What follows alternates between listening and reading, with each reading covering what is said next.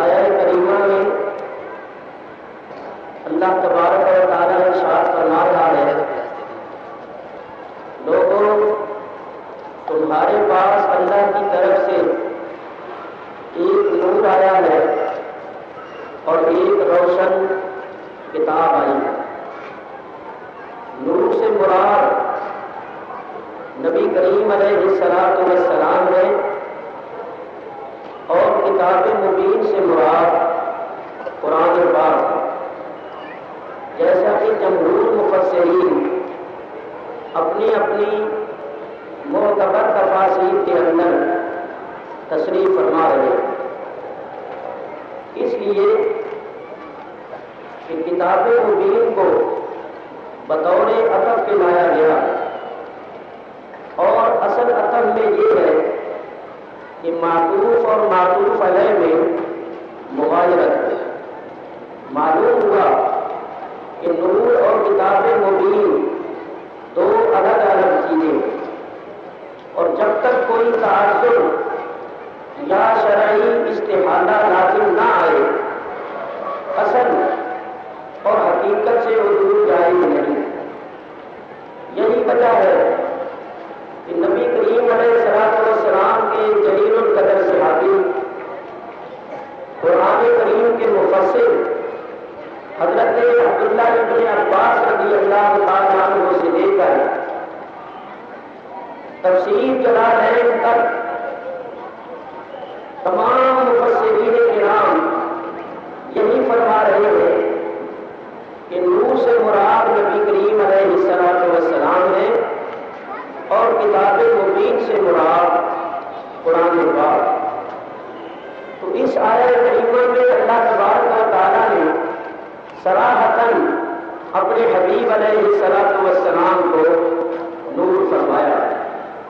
میرے بزرگوں اور دوستوں، جو لوگ آج کل انکار کرتے ہیں اور نبی کریم علیہ السلام کو نور نہیں مانتے، خود ان کے اکابر نے بھی یہی ترجمہ اور تفسیر کی ہے کہ نور سے مراد نبی کریم علیہ السلام۔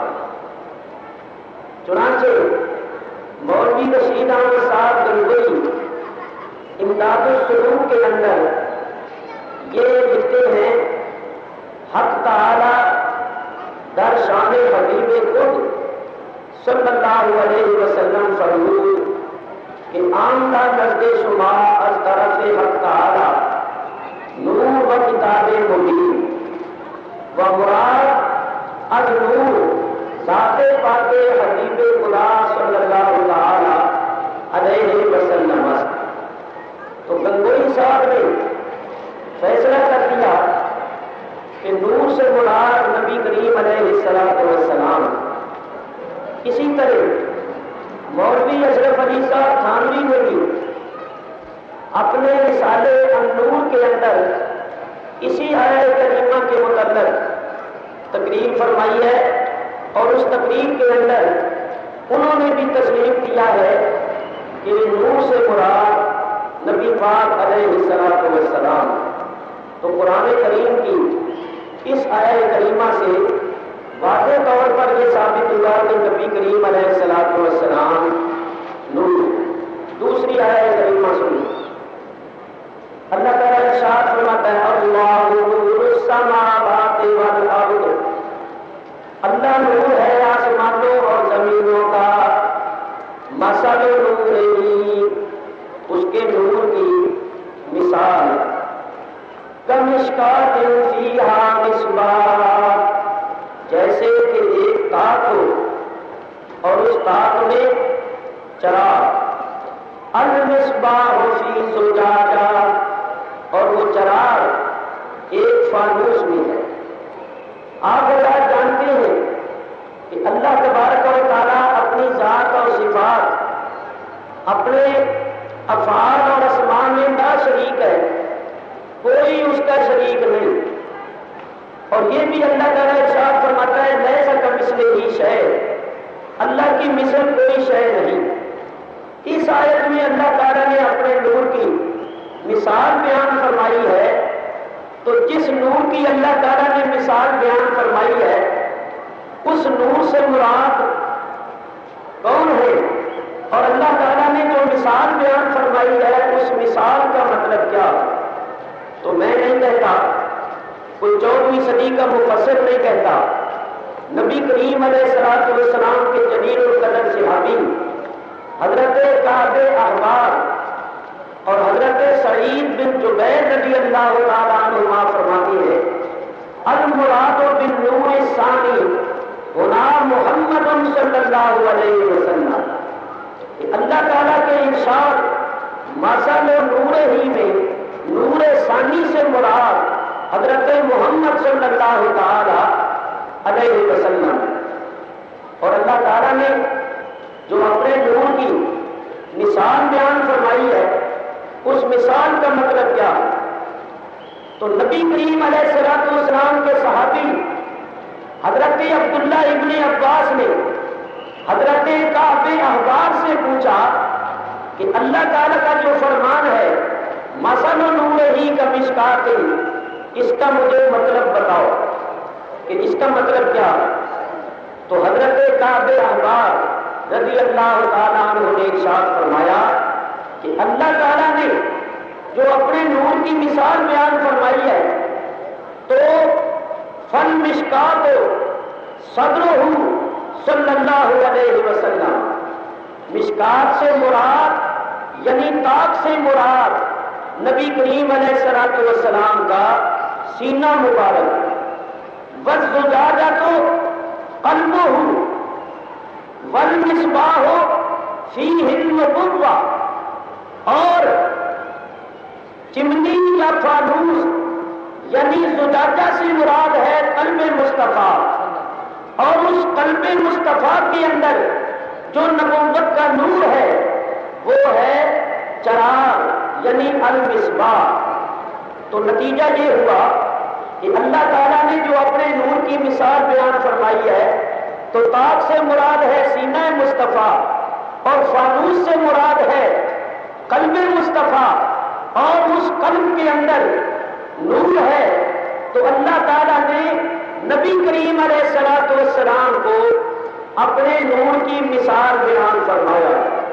اعلیٰ حضرت امام اہل سنت مولانا شاہ احمد رضا فاضل بریلوی رحمۃ اللہ علیہ نے اسی تفسیر کو ایک شعر کے اندر پیش کیا، فرماتے ہیں شمع دل مشکات تن سینہ زجاجہ نور کا، شمع دل مشکات تن سینہ زجاجہ نور کا، تیری صورت کے لیے آیا ہے سورہ نور کا۔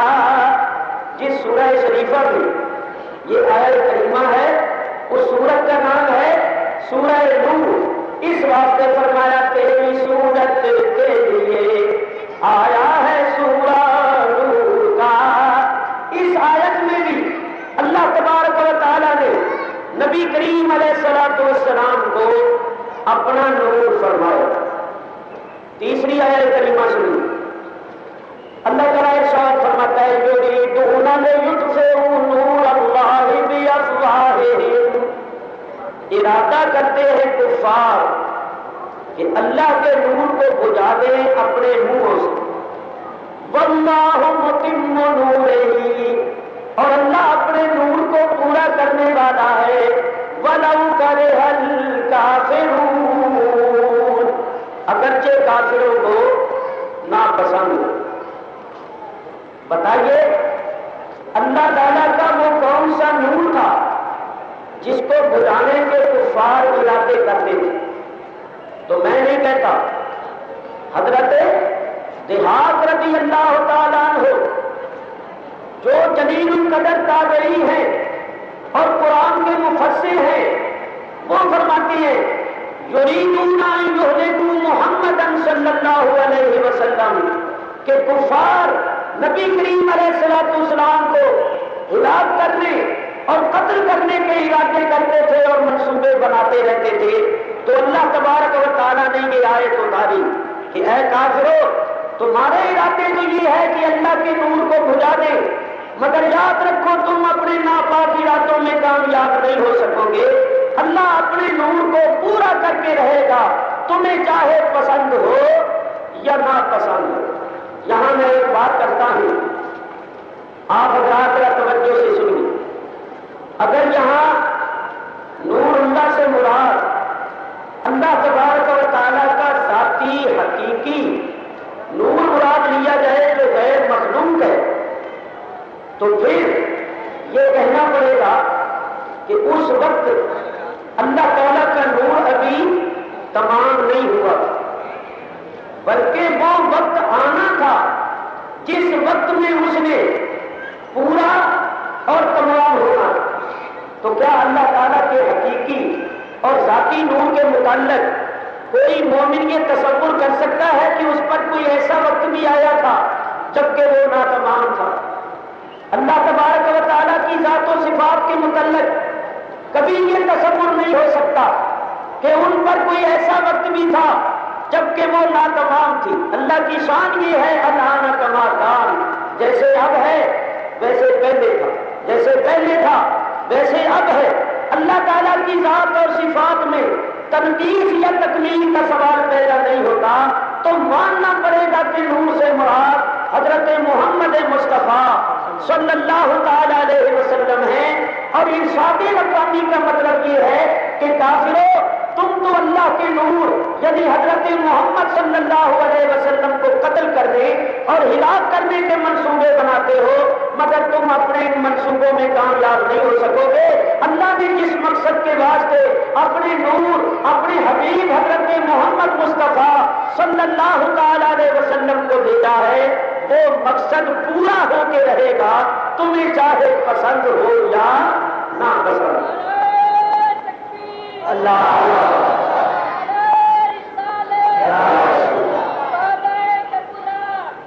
اس آیت کریمہ سے بھی ثابت ہوا کہ نبی کریم علیہ الصلوۃ والسلام اللہ کے نور ہے. چوتھی آیت کریمہ سنیے. اللہ تعالیٰ نے نبی کریم علیہ الصلوۃ والسلام کی شان میں فرمایا وَسِرَاجًا مُنِيرًا، اے میرے حبیب میں نے آپ کو چمکا دینے والا آفتاب بنا کے بھیجا. سراج کے معنی ہے آفتاب کے، اور منیر کہتے ہیں روشن کرنے والے کو، چمکانے والے کو. سراج بمانا آفتاب، یہ میں اپنی طرف سے معنی نہیں کر رہا، خود قرآن پڑھ کے دیکھ. اللہ تعالیٰ ارشاد فرماتا ہے تبارک الذی جعل فی السماء بروجا وجعل فیہا سراجا وقمرا منیرا. تبارک الذی جعل فی السماء بروجا، بڑی برکت والی ہے وہ ذات جس نے آسمانوں میں برج بنائے.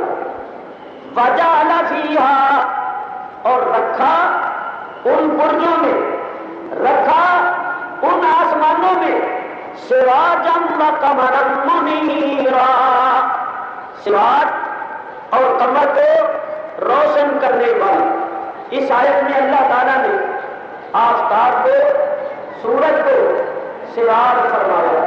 معلوم ہوا کہ سراج کا معنی ہے آفتاب. دوسری آیت میں اللہ فرماتا ہے وَجَعَلَ الشَّمْسَ سِرَاجًا، اللہ نے شمس کو سراج بنایا. تو قرآن سے ثابت ہوا کہ سراج آفتاب کو کہتے ہیں، سراج سورج کو کہتے ہیں. اور نبی کریم علیہ الصلوۃ والسلام سراج ہی نہیں ہے بلکہ سراجم منیرا ہے. اور منیر کہتے ہیں روشن کرنے والے اور چمکانے والے کو. تو اللہ تعالیٰ ارشاد فرماتا ہے میرا حبیب وہ آفتاب ہے جو خود روشن ہے، دوسروں کو روشن کرتا ہے، خود چمکتا ہے اور دوسروں کو چمکاتا ہے. نبی کریم علیہ الصلوۃ والسلام نبوت و رسالت اور فضل و کمال کے آفتاب ہیں، اور باقی تمام نبی تارے. امام شرف الدین بصیری صاحب قصیدہ بردہ شریف فرماتے ہیں فَإِنَّهُ شَمْسُ فَضْلٍ كَوَاكِبُهَا يُظْهِرْنَ أَنْوَارَهَا لِلنَّاسِ فِي الظُّلَمِ. کریم علیہ السلام نبوت و رسالت اور فضل و کمال کے آفتاب ہیں اور باقی نبی آپ کے تارے ہیں، تو جس طرح اس آسمان کے تارے آفتاب کے انوار کو ظاہر کرتے ہیں حالانکہ آفتاب پردے میں ہوتا ہے، اسی طرح سارے نبی اپنے اپنے زمانے میں آفتاب نبوت حضرت محمد مصطفیٰ صلی اللہ تعالی علیہ وآلہ آلہ واصحابہ وبارک وسلم کے انوار کو ظاہر کرتے رہے حالانکہ آفتاب نبوت پردے میں تھے۔ تو میرے دوستوں بزرگوں، لوگ تو یہ کہتے ہیں کہ حضور علیہ الصلوۃ والسلام نور نہیں ہے۔ اللہ فرماتا ہے میرا حبیب تو وہ نور اعظم ہے جس نے آگے بھی لاکھوں کو نور بنایا، جس نے آگے بھی لاکھوں کو اپنے انوار سے چمکایا ہے۔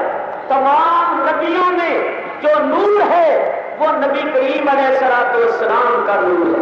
اسی طرح تمام صحابہ کرام میں اور تمام اولیاء کرام میں اور تمام مومنوں میں جو نور ہے اس نور کا مرکز اور منبع بھی ذات محمد مصطفیٰ صلی اللہ تعالی علیہ وسلم۔ تو حضور علیہ الصلوۃ والسلام نور ہی نہیں ہے بلکہ دوسروں کو بھی نور بنانے والے، دوسروں کو بھی نور عطا فرمانے والے۔ یہاں میں ایک بات کرتا ہوں، بتائیے ایمان کس کو کہتے ہیں؟ ایمان نام ہے نبی کریم علیہ الصلوۃ والسلام کی روشنی کا۔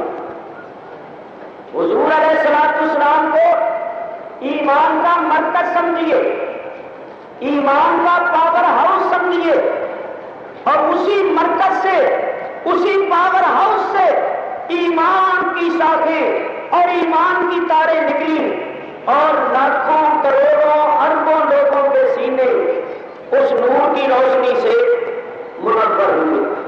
غور کرو، حضور علیہ الصلوۃ والسلام کا ارشاد ہے کہ مومنوں کا ایمان میرا نور۔ اس حقیقت کو مخالفین بھی تسلیم کرتے ہیں، چنانچہ میں چند حوالے پیش کرتا ہوں صرف اس مقصد کے لیے کہ جو لوگ نہیں مانتے وہ بھی مان لیں۔ مولوی شبیر احمد صاحب عثمانی جو علماء دیوبند میں بہت بڑا مقام رکھتے ہیں، وہ آیہ کریمہ النبی اولیٰ بالمؤمنین من انفسہم اس آیت کے تحت لکھتے ہیں۔ اسی آیت کے تحت مولوی محمد قاسم صاحب نانوتوی بانی مدرسہ دیوبند لکھتے ہیں، اور اسی آیہ کریمہ کے متعلق مولوی حسین احمد صاحب تانوی جن کو مدنی بھی کہتے ہیں انہوں نے بھی لکھا۔ مولوی شبیر احمد صاحب قرآن کریم کی جو انہوں نے مختصر تفسیر کی ہے اس تفسیر کے اندر انہوں نے لکھا۔ نانوتوی صاحب نے آب حیات اور تحذیر الناس کے اندر لکھا، اور مدنی صاحب نے اپنے مکتوبات کے اندر، جن مکتوبات کا نام ہے مکتوبات شیخ الہند، اس کے اندر انہوں نے لکھا کیا؟ لکھتے ہیں کہ مومن کا ایمان کیا ہے؟ تو عثمانی صاحب کے الفاظ میں آپ کے سامنے پیش کرتا، وہ لکھتے ہیں محققین کے نزدیک مومن کا ایمان اگر غور سے دیکھا جائے تو ایک شعاع ہے آفتاب نبوت کی، اور آفتاب نبوت پیغمبر علیہ الصلوۃ والسلام، سمجھے آپ؟ وہ فرماتے ہیں مومن کا ایمان اگر غور سے دیکھا جائے تو ایک شعاع ہے آفتاب نبوت کی، اور آفتاب نبوت پیغمبر علیہ الصلوۃ والسلام ہے۔ تو اب یوں سمجھو کہ مومنوں کے سینے کے اندر جو دل ہے یہ دل بمنزلہ قلب کے، اور ان قلبوں کے اندر جو ایمان کی روشنی ہے اس ایمان کی روشنی کا مرکز، منبع اور پاور ہاؤس ذات محمد مصطفیٰ صلی اللہ تعالی علیہ وعلی آلہ واصحابہ وبارک وسلم۔ تو میرے بزرگوں اور دوستوں، معلوم ہوا کہ تمام مومنوں کے دلوں میں جو ایمان کا نور ہے وہ آفتاب نبوت حضور علیہ الصلوۃ والسلام کی نورانی شعائیں ہیں، شعائیں۔ اب ایک بات اگر آپ غور کریں تو بڑی آسانی کے ساتھ سمجھ میں آ سکتی ہے، وہ یہ کیا یہ ہو سکتا ہے کہ پاور ہاؤس میں انجن فیل ہو جائے، کام کرنا چھوڑ دے اور میرے تمہارے گھروں میں بلب جلتے رہے؟ یہ ہو سکتا ہے؟ نہیں ہو سکتا۔ جب یہ نہیں ہو سکتا تو یہ کیسے ہو سکتا ہے کہ حضور علیہ الصلوۃ والسلام مر جائے، میں اور آپ مومن ہی رہیں؟ ارے بھائی، میرے تمہارے گھروں میں بلب اسی وقت جلیں گے جبکہ پاور ہاؤس کے اندر انجن جنریٹر برابر کام کرے گا، بجلی پیدا کرے گا اور آگے بجلی سپلائی کرے گا۔ تو اسی طرح نبی کریم علیہ الصلوۃ والسلام زندہ ہوں گے، آپ کی ذات سے ایمان کی روشنی چلے گی اور میرے تمہارے سینوں میں پہنچے گی تو میرے تمہارے سینے ایمان کی روشنی سے منور ہوں گے۔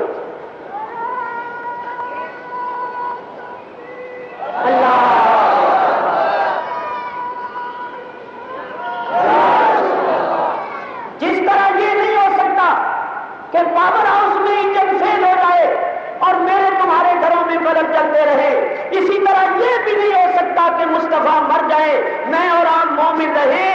ارے میرے تمہارے گھروں میں بلب اسی صورت میں جلیں گے جبکہ پاور ہاؤس میں جنریٹر کام کرے گا، اور دنیا میں مومن اسی صورت میں رہ سکتے ہیں جبکہ سرکار دو عالم کا فیض جاری اور ساری تسلیم کیا جائے کہ سرکار کی ذات سے فیض آ رہا ہے اور لوگوں کے سینے اور دل ایمان کی روشنی سے جگمگا رہے ہیں۔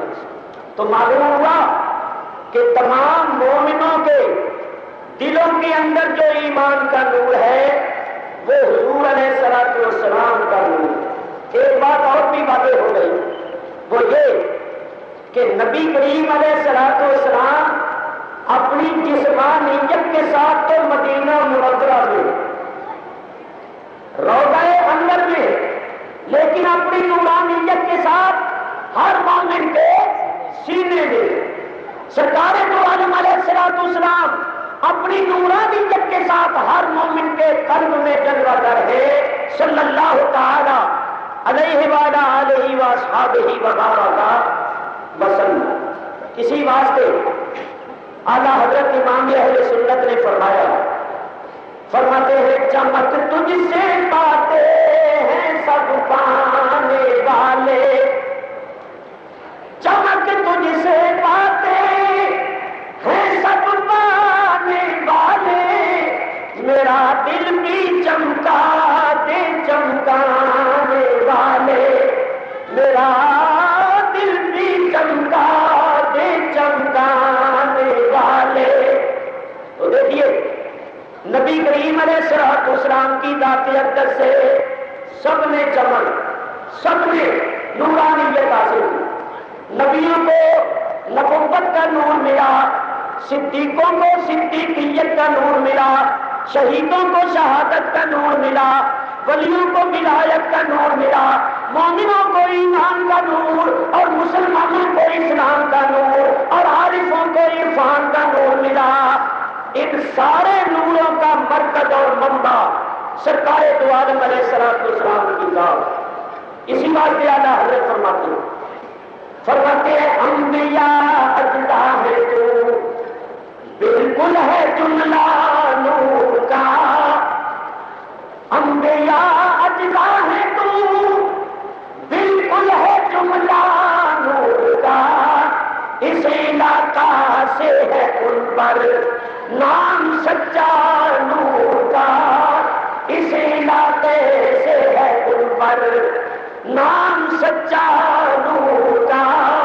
انبیاء کو نور ملا تو حضور کی بارگاہ سے، اور ایمان والوں کو نور ملا تو حضور کی بارگاہ سے۔ لیکن ان ایمان والوں کو نور ملتا ہے جو نور مانگتے، جو ایمان والے نور مانگتے۔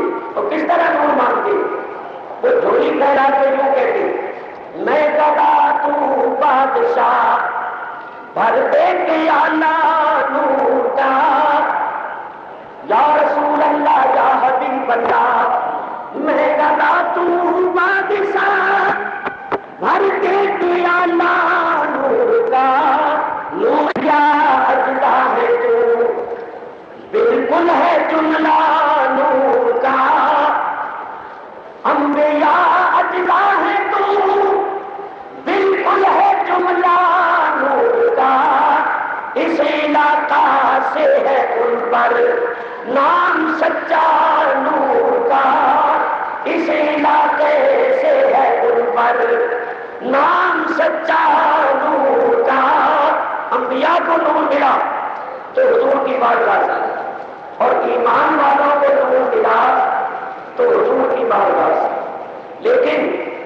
ان ایمان والوں کو نور ملتا ہے جو نور مانگتے جو ایمان والے نور مانگتے اور کس طرح نور مانگتے وہ جھولی پھیلا کے یوں کہتے میں گدا تو بادشاہ بھر دے کے اللہ نور کا یا رسول اللہ یا حبیب اللہ میں گدا تو بادشاہ بھر دے کے اللہ نور کا نور دن دونا تیرا دے ڈال صدقہ نور کا نور دن دونا تیرا اللہ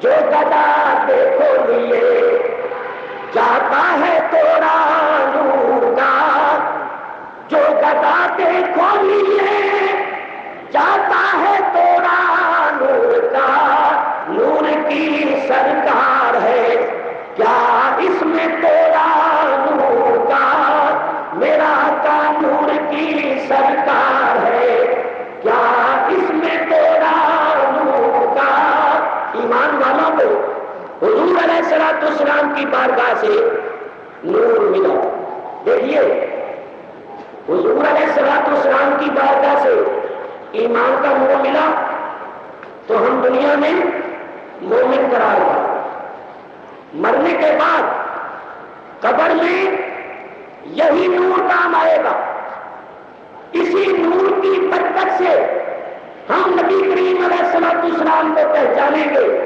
اور ہماری قبر انشاءاللہ العزیز جنت کا باغ بنے یہی نور حشر کے میدان میں کام آئے گا اور قرآن پڑھ کر دے اللہ تعالیٰ ارشاد فرماتا ہے یوم تری المؤمنین والمؤمنات قیامت کے دن تم مومن مردوں اور مومن عورتوں کو دیکھو گے یسعی نورہم بین ایدیہم وبایمانہم ان کا نور ان کے آگے اور ان کے دائیں ایمان والے حشر کے میدان میں جب چلیں گے تو ان کے آگے اور ان کے دائیں طرف ان کا نور ہو وہ نور میں ہو اور منافق جو ہوں گے منافق جو اوپر سے کلمہ پڑھتے ہیں جن کی زبانوں پر ایمان کے کلمے ہیں مگر دل میں ایمان کا نور نہیں ہے وہ تاریکیوں میں ہو اندھیریوں میں ہو تو جب وہ منافق ایمان والوں کو دیکھیں گے کہ ایمان والوں کے آگے بھی نور ہے اور دائیں بھی نور ہے تو وہ منافق پھر ایمان والوں سے کہیں گے اللہ قرآن میں فرماتا یوم یکون المنافقون والمنافقات قیامت کے دن منافق مرد اور منافق عورتیں کہیں گی کن سے للذین آمنوا ایمان والوں سے منافق مرد اور منافق عورتیں قیامت کے دن ایمان والوں سے کہیں گے کیا کہیں گے انظرونا او ایمان والوں ہمیں دیکھو ہمارے حال پر نظر کرو ہم تاریکیوں کا شکار ہیں ہم اندھیریوں میں مبتلا ہیں اور تمہارے آگے اور تمہارے پیچھے نور ہی نور ہے تو ایسا کرو کہ تھوڑا سا نور ہمیں بھی دے دو قیامت کے دن منافق ایمان والوں سے نور مانگیں گے، کہیں گے نقتبس من نورکم، تمہارے نور سے تھوڑا سا ہم بھی لیں، تھوڑا سا نور ہمیں بھی دے۔ قیامت کے دن ایمان والوں سے نور مانگیں گے، تو جب نور مانگیں گے تو ان کو کیا کہا جائے گا؟ قیل ارجعوا وراءکم فالتمسوا نورا، ان سے کہا جائے گا جاؤ واپس دنیا میں چلے جاؤ، وہاں جا کر نور مانگو۔ یہ نور یہاں نہیں ملتا، دنیا میں ملتا تھا، اور ملتا تھا بارگاہ مصطفیٰ سے، اور ان لوگوں کو ملتا تھا جنہوں نے نبی کریم علیہ السلام سے اپنا تعلق وابستہ کیا، جو دامن مصطفیٰ سے وابستہ ہوئے اور سرکار دو عالم علیہ السلام کی ذات اقدس سے ایمان کا نور حاصل کیا اور اپنے سینوں کو روشن و منور کیا، تو یہ ایمان کا نور سرکار دو عالم علیہ السلام کی بارگاہ سے ملتا تھا، یہاں نہیں ملتا، واپس دنیا میں چلے جاؤ اور وہاں جا کر نور مانگو۔ تو دنیا میں حضور کی بارگاہ سے کن کو نور ملا؟ جنہوں نے نور مانا اور نور مان کر نور مانگا، اور یوں مانگا میں گدا تو بادشاہ بھر دے پیالہ نور کا، میں گدا تو بادشاہ بھر دے پیالہ نور کا، نور دن دونا تیرا آقا، نور دن دونا تیرا، دے دال صدقہ نور کا، نور دن دونا تیرا، دے دال صدقہ نور کا۔ اور وہ آقا نور دینے میں کسی بخل کا مظاہرہ نہیں کرتا، جو گدا دیکھو لیے جاتا ہے توڑا نور کا، جو گدا دیکھو لیے جاتا ہے توڑا نور کا، نور کی سرکار ہے میرا آقا، نور کی سرکار ہے، کیا اس میں توڑا نور کا، نور کی سرکار ہے۔ تو میں عرض یہ کر رہا تھا کہ نبی کریم علیہ السلام نور ہی نہیں ہے بلکہ دوسروں کو بھی نور عطا فرمانے والے ہیں، آپ نور اعظم ہیں، نور کے آفتاب ہیں، اور آپ کی روشنی سے یہ ساری کائنات روشن و منور ہے۔ اسی نور کو اللہ تبارک و تعالیٰ نے ساری کائنات سے پہلے بلا واسطہ اپنے نور سے پیدا کرنا۔ چنانچہ سنیے، حضرت جابر بن عبداللہ انصاری رضی اللہ تعالیٰ عنہ نبی کریم علیہ السلام کے جلیل القدر صحابی ہیں، انہوں نے سرکار دو عالم سے ایک سوال کیا، کیا؟ عرض کرتے ہیں بے ابی انت و امی اخبرنی عن اول شیء خلقہ اللہ تعالی قبل الاشیاء۔ یا رسول اللہ، میرے ماں باپ حضور پر قربان ہو جائیں، حضور مجھے یہ خبر دیجئے کہ اللہ تعالیٰ نے تمام چیزوں سے پہلے کس چیز کو پیدا کیا؟ اگر آپ غور کریں تو اس سوال میں بھی ایک مسئلہ ہے، اور وہ یہ ہے کہ معلوم ہوا اس صحابی کا یہ ایمان اور عقیدہ تھا کہ اللہ تعالیٰ نے ساری کائنات سے پہلے جس چیز کو پیدا کیا ہے حضور کو اس کا بھی علم ہے، تبھی تو انہوں نے سوال کیا کہ مجھے بتائیے اللہ تعالیٰ نے تمام چیزوں سے پہلے کس چیز کو پیدا کیا؟ اور حضور علیہ السلام نے بھی یہ نہیں فرمایا کہ بھئی مجھے تو پتہ نہیں، اللہ ہی جانے، نہیں، سرکار نے فرمایا یا جابر ان اللہ تعالی خلق قبل الاشیاء نور نبیک من نورہ۔ اے جابر، اللہ تعالیٰ نے تمام چیزوں سے پہلے تیرے نبی کے نور کو اپنے نور سے پیدا کیا۔ حضرت جابر نے عرض کیا یا رسول اللہ، اس وقت کوئی اور چیز نہیں تھی؟ حضور علیہ السلام نے ارشاد فرمایا فَلَمْ يَكُنْ فِي ذَلِكَ الْوَقْتِ لَوْحٌ وَلَا قَلَمٌ وَلَا جَنَّةٌ وَلَا نَارٌ ولا ملک ولا سماء ولا ارض ولا شمس ولا قمر ولا جنی ولا انسی. بڑی لمبی حدیث.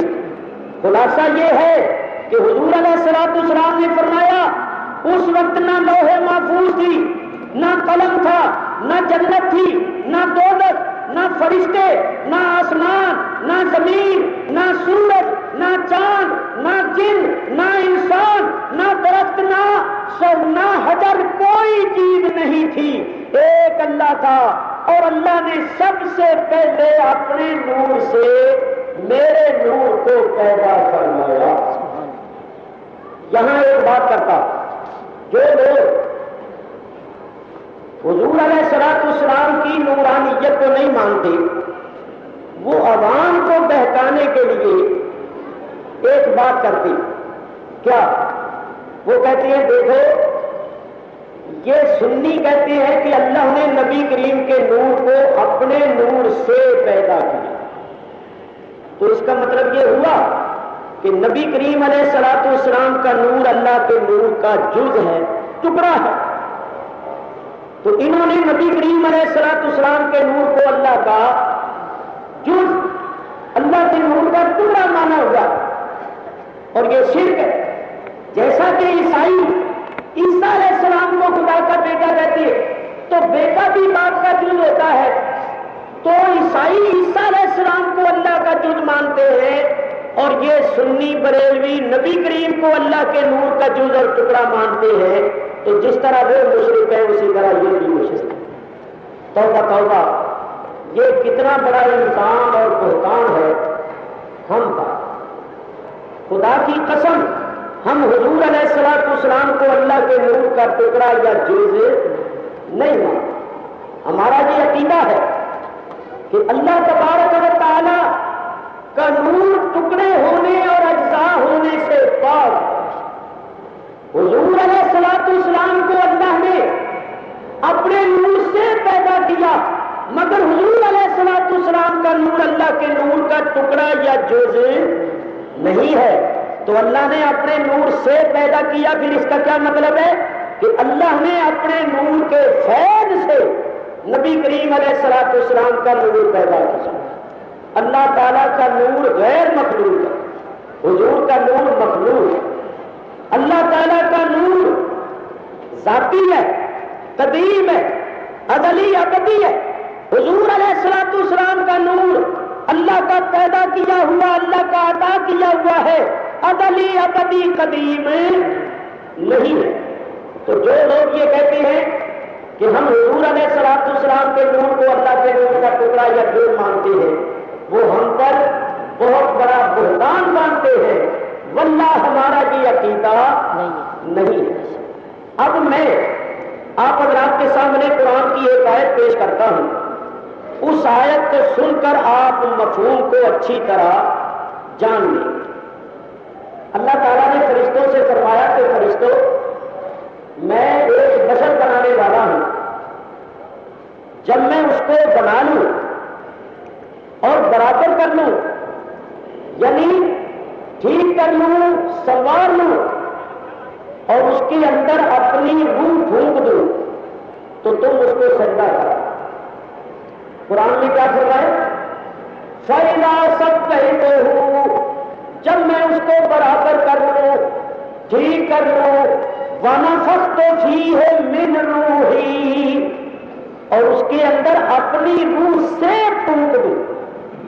وَنَفَخْتُ فِيهِ، اور پھونک دوں اس کے اندر، من روحی، اپنی روح سے، فَقَعُوا لَهُ سَاجِدِينَ، تو تم اس کو سجدہ کرو. بتائیے اللہ تعالیٰ نے آدم علیہ السلام کے اندر اپنی روح سے روح پھونکی یا نہیں پھونکی؟ یہ قرآن کی آیت.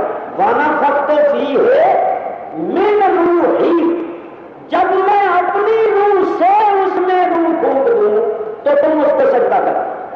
تو اللہ تعالیٰ نے اپنی روح سے روح آدم علیہ السلام کے اندر پھونکی. تو کیا کہو گے کہ اللہ کی روح کا کوئی ٹکڑا جدا ہو کے آدم کے اندر داخل ہو گیا؟ اللہ نے لیا، وہی اس مطلب لے لیا جائے، نہ اللہ کی روح ٹکڑے ہوئی اور نہ اللہ کا نور ٹکڑے ہوا، کیونکہ روح بھی ٹکڑے ہونے سے پاک ہے، نور بھی ٹکڑے ہونے سے پاک ہے۔ اللہ نے اپنی روح سے روح پھونکی اور اپنے نور سے نور پیدا فرمایا۔ رہا اس کی کیفیت کہ کس طرح پیدا کیا، کس طرح اس نے اپنی روح سے روح پھونکی، تو وہ پھونکنے والا جانے یا وہ جانے جن کے اندر پھونکی ہوئی، وہ نور پیدا کرنے والا جانے یا اس کی عطا سے وہ جانے جو پیدا ہوا ہے۔ ہمارا تو قرآن پر بھی ایمان ہے، حدیث پر بھی ایمان ہے، ہمارا یہ عقیدہ ہے کہ اللہ نے نبی کریم کے نور کو اپنے نور سے پیدا کیا، لیکن حضور کا نور اللہ کے نور کا ٹکڑا یا جز نہیں۔ یہ حدیث شریف مرفوع ہے۔ اس حدیث کی تخریج کرنے والے امام اجل سیدنا عبد الرزاق رضی اللہ تعالی عنہ اتنے بڑے جلیل القدر محدث ہیں کہ آپ ان کی جلالت اور ان کی شان کا اندازہ اس سے کر لیجئے کہ حضرت امام احمد بن حنبل جیسے جلیل القدر امام کے وہ استاد، اور امام بخاری اور امام مسلم کے استاد الاستاد۔ امام احمد بن حنبل فرماتے ہیں میں نے علم حدیث میں امام عبد الرزاق جیسا کوئی امام نہیں دیکھا۔ انہوں نے یہ حدیث اپنی سند کے ساتھ بیان فرمائی، اور سنیے سرکار فرماتی ہے اس وقت نہ لوح محفوظ تھی اور نہ قلم، نہ زمین تھی اور نہ آسمان تھی، نہ فرشتے تھے اور نہ جن اور انسان تھے، کوئی چیز بھی نہیں، ایک اللہ تھا، اور اللہ تعالیٰ نے اپنے نور سے میرے نور کو پیدا کیا۔ تو اگر آپ غور کریں تو ایک مسئلہ اور بھی حل ہو جاتا ہے، وہ یہ ثابت ہوا کہ نبی کریم علیہ الصلوۃ والسلام صرف اللہ کے محتاج، کسی اور چیز کے محتاج نہیں۔ اگر کسی اور چیز کے محتاج ہوتے تو وہ چیز حضور سے پہلے ہوتی، کیونکہ یہ قانون قدرت اور اصول فطرت ہے کہ ضرورت مند سے ضرورت کا وجود پہلے ہوا کرتا ہے۔ اگر ضرورت مند ہو اور اس کی ضرورت کا وجود بھی نہ ہو تو ضرورت مند کی زندگی نہیں گزر سکتی۔ مثلا ہمیں پیدا ہو کر کسی مکان کی، کسی جگہ کی ضرورت، اگر کوئی جگہ ہوتی ہی نہ تو ہم پیدا ہو کر کہاں رہتے، کہاں قرار پاتے؟ یعنی اگر اس زمین کا وجود ہی نہ ہوتا تو ہم پیدا ہو کر کہاں رہتے؟ تو ہم ہیں ضرورت مند اور زمین تھی ہماری ضرورت، تو اللہ نے ہمیں بعد میں پیدا کیا اور ہماری ضرورت زمین کو ہم سے پہلے پیدا کی۔ اور اگر ہم ہو جاتے اور ہماری ضرورت زمین کا وجود ہی نہ ہوتا تو ہم رہتے ہیں۔ اسی طرح ہمیں پیدا ہو کر ہوا کی ضرورت، ہم ضرورت مند ہیں اور ہوا ہماری ضرورت، ہماری سانس کا ہوا کے ساتھ بڑا گہرا تعلق ہے۔ یہی وجہ ہے کہ اگر کسی انسان کو ایسی پیٹی میں بند کر دیا جائے جس میں ہوا بالکل نہ جا سکے تو وہ آدمی زندہ نہیں رہ سکتا، کیونکہ یہ جو ہم سانس لیتے ہیں اس کا ہوا کے ساتھ تعلق۔ تو اگر دنیا میں ہوا کا وجود ہی نہ ہوتا اور ہم پیدا ہو جاتے تو ہم زندہ نہیں رہ سکتے، کیونکہ ہم ہوا کے محتاج ہیں، ضرورت مند ہیں اور ہوا ہماری ضرورت۔ تو اللہ تعالیٰ نے ہمیں بعد میں پیدا کیا اور ہماری ضرورت ہوا کو پہلے پیدا کیا، کیونکہ ضرورت کا وجود ضرورت مند سے پہلے ہوا کرتا۔ ذرا غور کیجیے، بچہ جب پیدا ہوتا ہے تو وہ پیدا ہو کر گیہوں کی روٹی نہیں کھا سکتا، چنے نہیں چبا سکتا، چاول نہیں کھا سکتا، یہاں تک کہ اگر آپ اس کو بھینس کا دودھ پلانا شروع کر دیں تو وہ بھینس کا دودھ بھی ہضم نہیں کر سکتا، کیونکہ اس کا معدہ کمزور ہے، اور بھینس کا دودھ بڑا قوی ہے، بڑا طاقتور ہے۔ تو جب بچے کا کمزور معدہ اس بھینس کے دودھ کا تحمل نہیں کر سکے گا تو وہ بچہ بیمار ہو جائے گا اور بیماریوں کا شکار ہو کر وہ ختم ہو جائے گا۔ تو بچے کو پیدا ہوتے ہی ایسی غذا کی ضرورت تھی جو غذا بڑی ہلکی پھلکی پتلی ہوتی، جس غذا کو بچے کا کمزور معدہ آسانی کے ساتھ ہضم کر سکتا ہوتی، تو وہ ہلکی پھلکی مگر طاقت کے لحاظ سے بڑی طاقتور ہوتی کہ بچے کی صحیح طور پر نشو و نما ہو جائے۔ تو اللہ جانتا تھا کہ اس بچے کو پیدا ہوتے ہی کس غذا کی ضرورت ہے۔ تو اس کائنات میں آپ دیکھتے ہیں کہ بچہ ماں کی گود میں آتا ہے اور اللہ تعالیٰ اس کی غذا کو ماں کی چھاتیوں میں پہلے پیدا کروا ہے۔ جانوروں کو دیکھیے، بکریاں ہیں، گائیں ہیں، بھینسیں ہیں، وہی بکری ہوتی ہے اور اس کے تھن چھوٹے چھوٹے اور سوکھے ہوئے ہوتے ہیں، لیکن جب اس بکری کے بچہ ہونے والا ہوتا ہے، بکری کو جب بچہ پیدا ہونے والا ہوتا ہے تو بچے کے پیدا ہونے سے 2-3 دن پہلے اس کے تھن دودھ سے بھر جاتے ہیں۔ تو وہ بھرے ہوئے تھن ہی یہ بتا رہے ہیں کہ اب دودھ پینے والا آنے والا۔ تو اللہ تعالیٰ نے بکری کے بچے کو بعد میں پیدا کیا اور اس کی غذا کو اس کی ماں کے تھنوں میں پہلے پیدا کر۔ ان مثالوں سے آپ حضرات سمجھ گئے ہوں گے کہ قانون قدرت ہے کہ ضرورت کا وجود ضرورت مند سے پہلے ہوا کرتا۔ تو اگر نبی کریم علیہ الصلوۃ والسلام بھی اس کائنات میں کسی چیز کے ضرورت مند ہوتے تو وہ چیز حضور سے پہلے ہوتی، اور حضور سے پہلے کچھ بھی نہیں تھا۔ معلوم ہوا کہ اس کائنات میں نبی کریم علیہ الصلوۃ والسلام صرف اللہ کے محتاج ہیں، اور اللہ نے نبی کریم کو ساری کائنات سے پہلے پیدا کر کے یہ ظاہر کر دیا کہ ساری کائنات میرے نبی کی محتاج ہے۔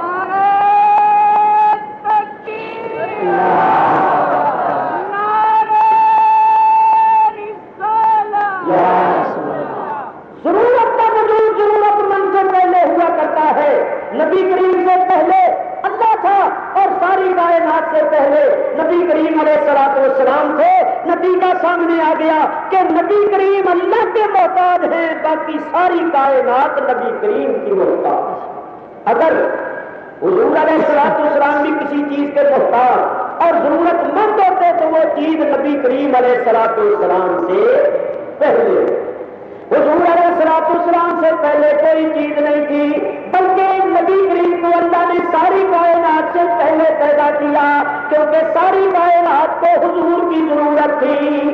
اسی واسطے نبی کریم کی شان میں اللہ فرماتا ہے وَمَا أَرْسَلْنَاكَ إِلَّا رَحْمَةً لِّلْعَالَمِينَ۔ سبحان اللہ۔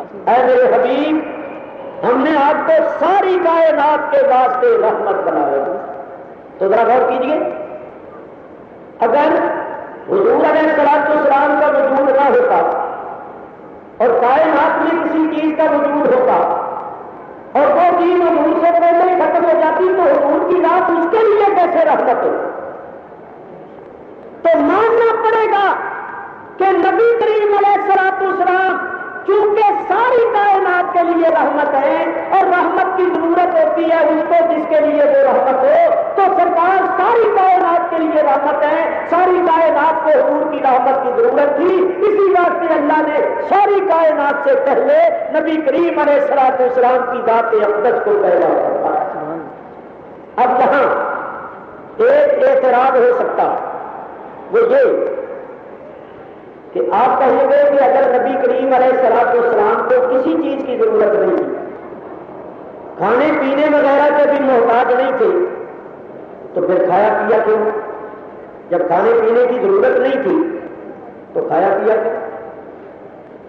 اور زمین پر رہنے کے محتاج نہیں تھے تو پھر زمین پر رہے کیوں؟ بیوی بچوں کے محتاج نہیں تھے، ضرورت نہیں تھی تو بیوی بچے کیے کیوں؟ اس طرح کے آپ سوالات کر سکتے۔ ان سب کا جواب یہ ہے کہ نبی کریم علیہ الصلوۃ والسلام نے یہ سب کچھ کیا مگر محتاج ہوتے نہیں تھے۔ ضرورت مندوں کے نہیں کیا بلکہ میری تمہاری تعلیم کے واسطے کی. اللہ تعالیٰ نے آپ کو نمونہ بنا کے بھیجا تھا، آپ کو معلم بنا کے بھیجا تھا، آپ نے ہمیں سکھانا تھا تو سکھانے کے واسطے کر کے دکھایا کہ یوں کرنا. تو حضور نے یہ سب کچھ محتاج ہو کے نہیں کیا بلکہ میری تمہاری تعلیم کے واسطے کیا. سرکار دو عالم علیہ السلام حقیقت میں ان چیزوں کے محتاج اور ضرورت مند نہیں. چنانچہ میں اس پر ایک دو دلیلیں بھی قائم کرتا. سب سے پہلے کھانے پینے کو لے سرکار دو عالم علیہ السلام کھاتے پیتے تو بلا شبہ کھاتے پیتے تھے، مگر یہ بھی تو دیکھو کہ نہیں بھی کھاتے پیتے تھے. ایک طرف نہ دیکھیے کہ کھاتے پیتے تھے، یہ بھی تو دیکھیے کہ نہیں بھی کھاتے پیتے تھے. کیسے؟ صحیح بخاری شریف، صحیح مسلم شریف کے اندر حدیث سے موجود ہے. حضور علیہ السلام وصلی روزے رکھتے تھے. وصلی روزہ کس کو کہتے ہیں؟ ایک ہے فرضی روزہ جو رمضان شریف کے مہینے میں رکھا جاتا ہے. رمضان کے مہینے میں روزہ رکھنا فرض ہے، وہ ہے فرضی روزہ. ایک ہے نفلی روزہ کہ آپ رمضان کے علاوہ کبھی کے بعد روزہ رکھیں، جیسا کہ پیر کے دن کا روزہ مستحب ہے. حضور علیہ السلام نے فرمایا پیر کے دن میری ولادت ہوئی ہے تو پیر کے دن کا روزہ رکھنا مستحب ہے. اسی طرح عاشورہ کا روزہ، شعبان کی 15 تاریخ کا روزہ، ہر مہینے کی 13، 14، 15 کے روزے. تو جو رمضان کے علاوہ آپ آگے پیچھے روزے رکھتے ہیں یہ ہے نفلی روزے. نبی کریم علیہ السلام وصلی روزے بھی رکھتے ہیں. وصلی روزہ کس کو کہتے ہیں؟ وصلی روزہ یہ ہے کہ آج روزہ رکھا اور پھر شام کو افطار نہیں کرنا، کھانا پینا کچھ نہیں اور نہ سحری کھانا، یعنی بغیر کھائے پیے بغیر افطار کیے دوسرے دن پھر رکھ لے. اسی طرح بغیر افطار کیے بغیر کھائے پیے تیسرے دن پھر رکھ لے. اسی طرح چوتھے دن پھر رکھ لے. یعنی بغیر کھائے پیے بغیر افطار کیے روزے پر روزہ رکھتے جانا، یہ ہے وصلی روزہ. نبی کریم علیہ السلام وصلی روزے رکھتے ہیں. کبھی کبھی 21 دن کے روزے رکھتے تھے اور کبھی کبھی 40 دن کے روزے رکھتے. بالکل کچھ نہیں کھانا تھا. صحابہ کرام رضوان اللہ تعالی علیہم اجمعین نے دیکھا کہ نبی کریم علیہ السلام کی اتباع ہم پر لازم ہے تو ہمیں بھی رکھنے چاہیے. انہوں نے بھی وصلی روزے رکھنے شروع کر 3-4 دن تو نکال گئے اور پھر کسی سے اٹھا نہ جائے، کسی سے چلا نہ جائے اور ہونٹ خشک ہو گئے، زبانیں سوکھ گئی، ہلک کانڈے بن گئے، رنگ پیلے ہو گئے.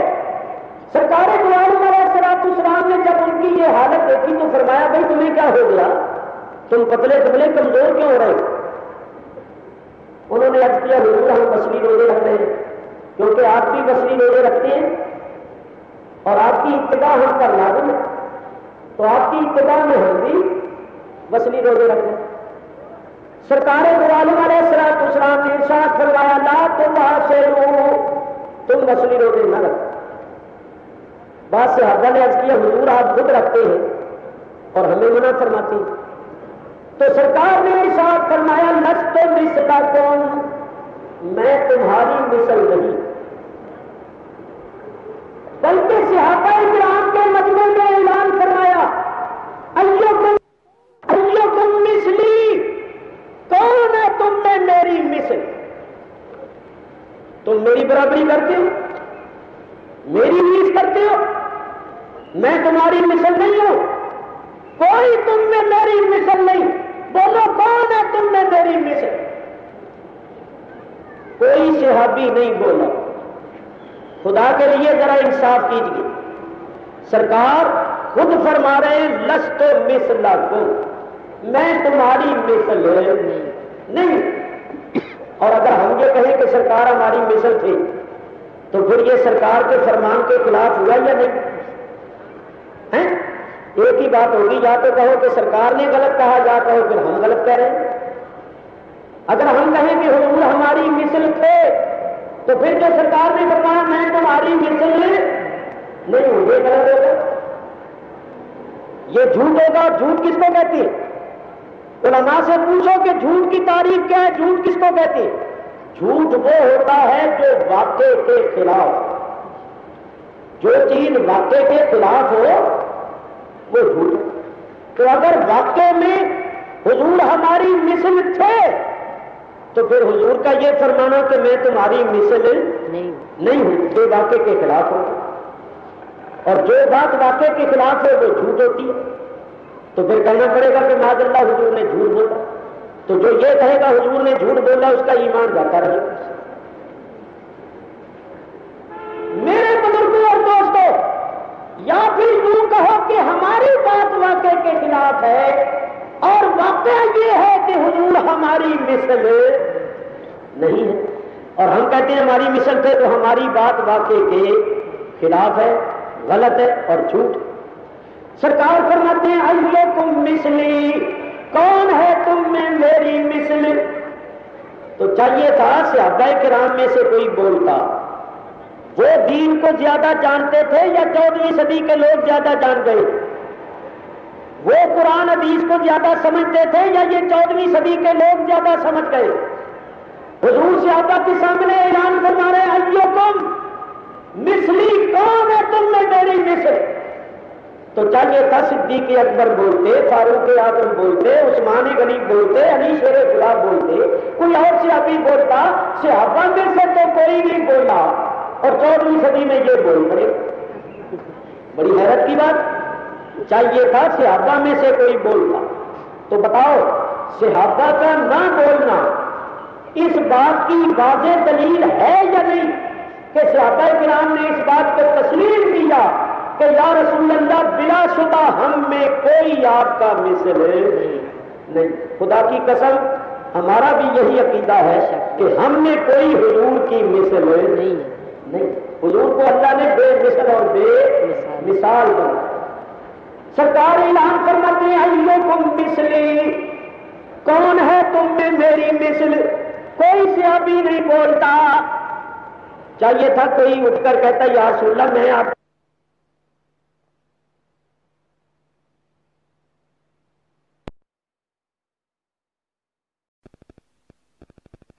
آپ کا بھی منہ میرا بھی منہ، آپ کے بھی 2 ہاتھ میرے بھی 2 ہاتھ، آپ کے بھی 2 پیر میرے بھی 2 پیر، آپ بھی سوتے جاگتے ہیں سب کچھ کرتی۔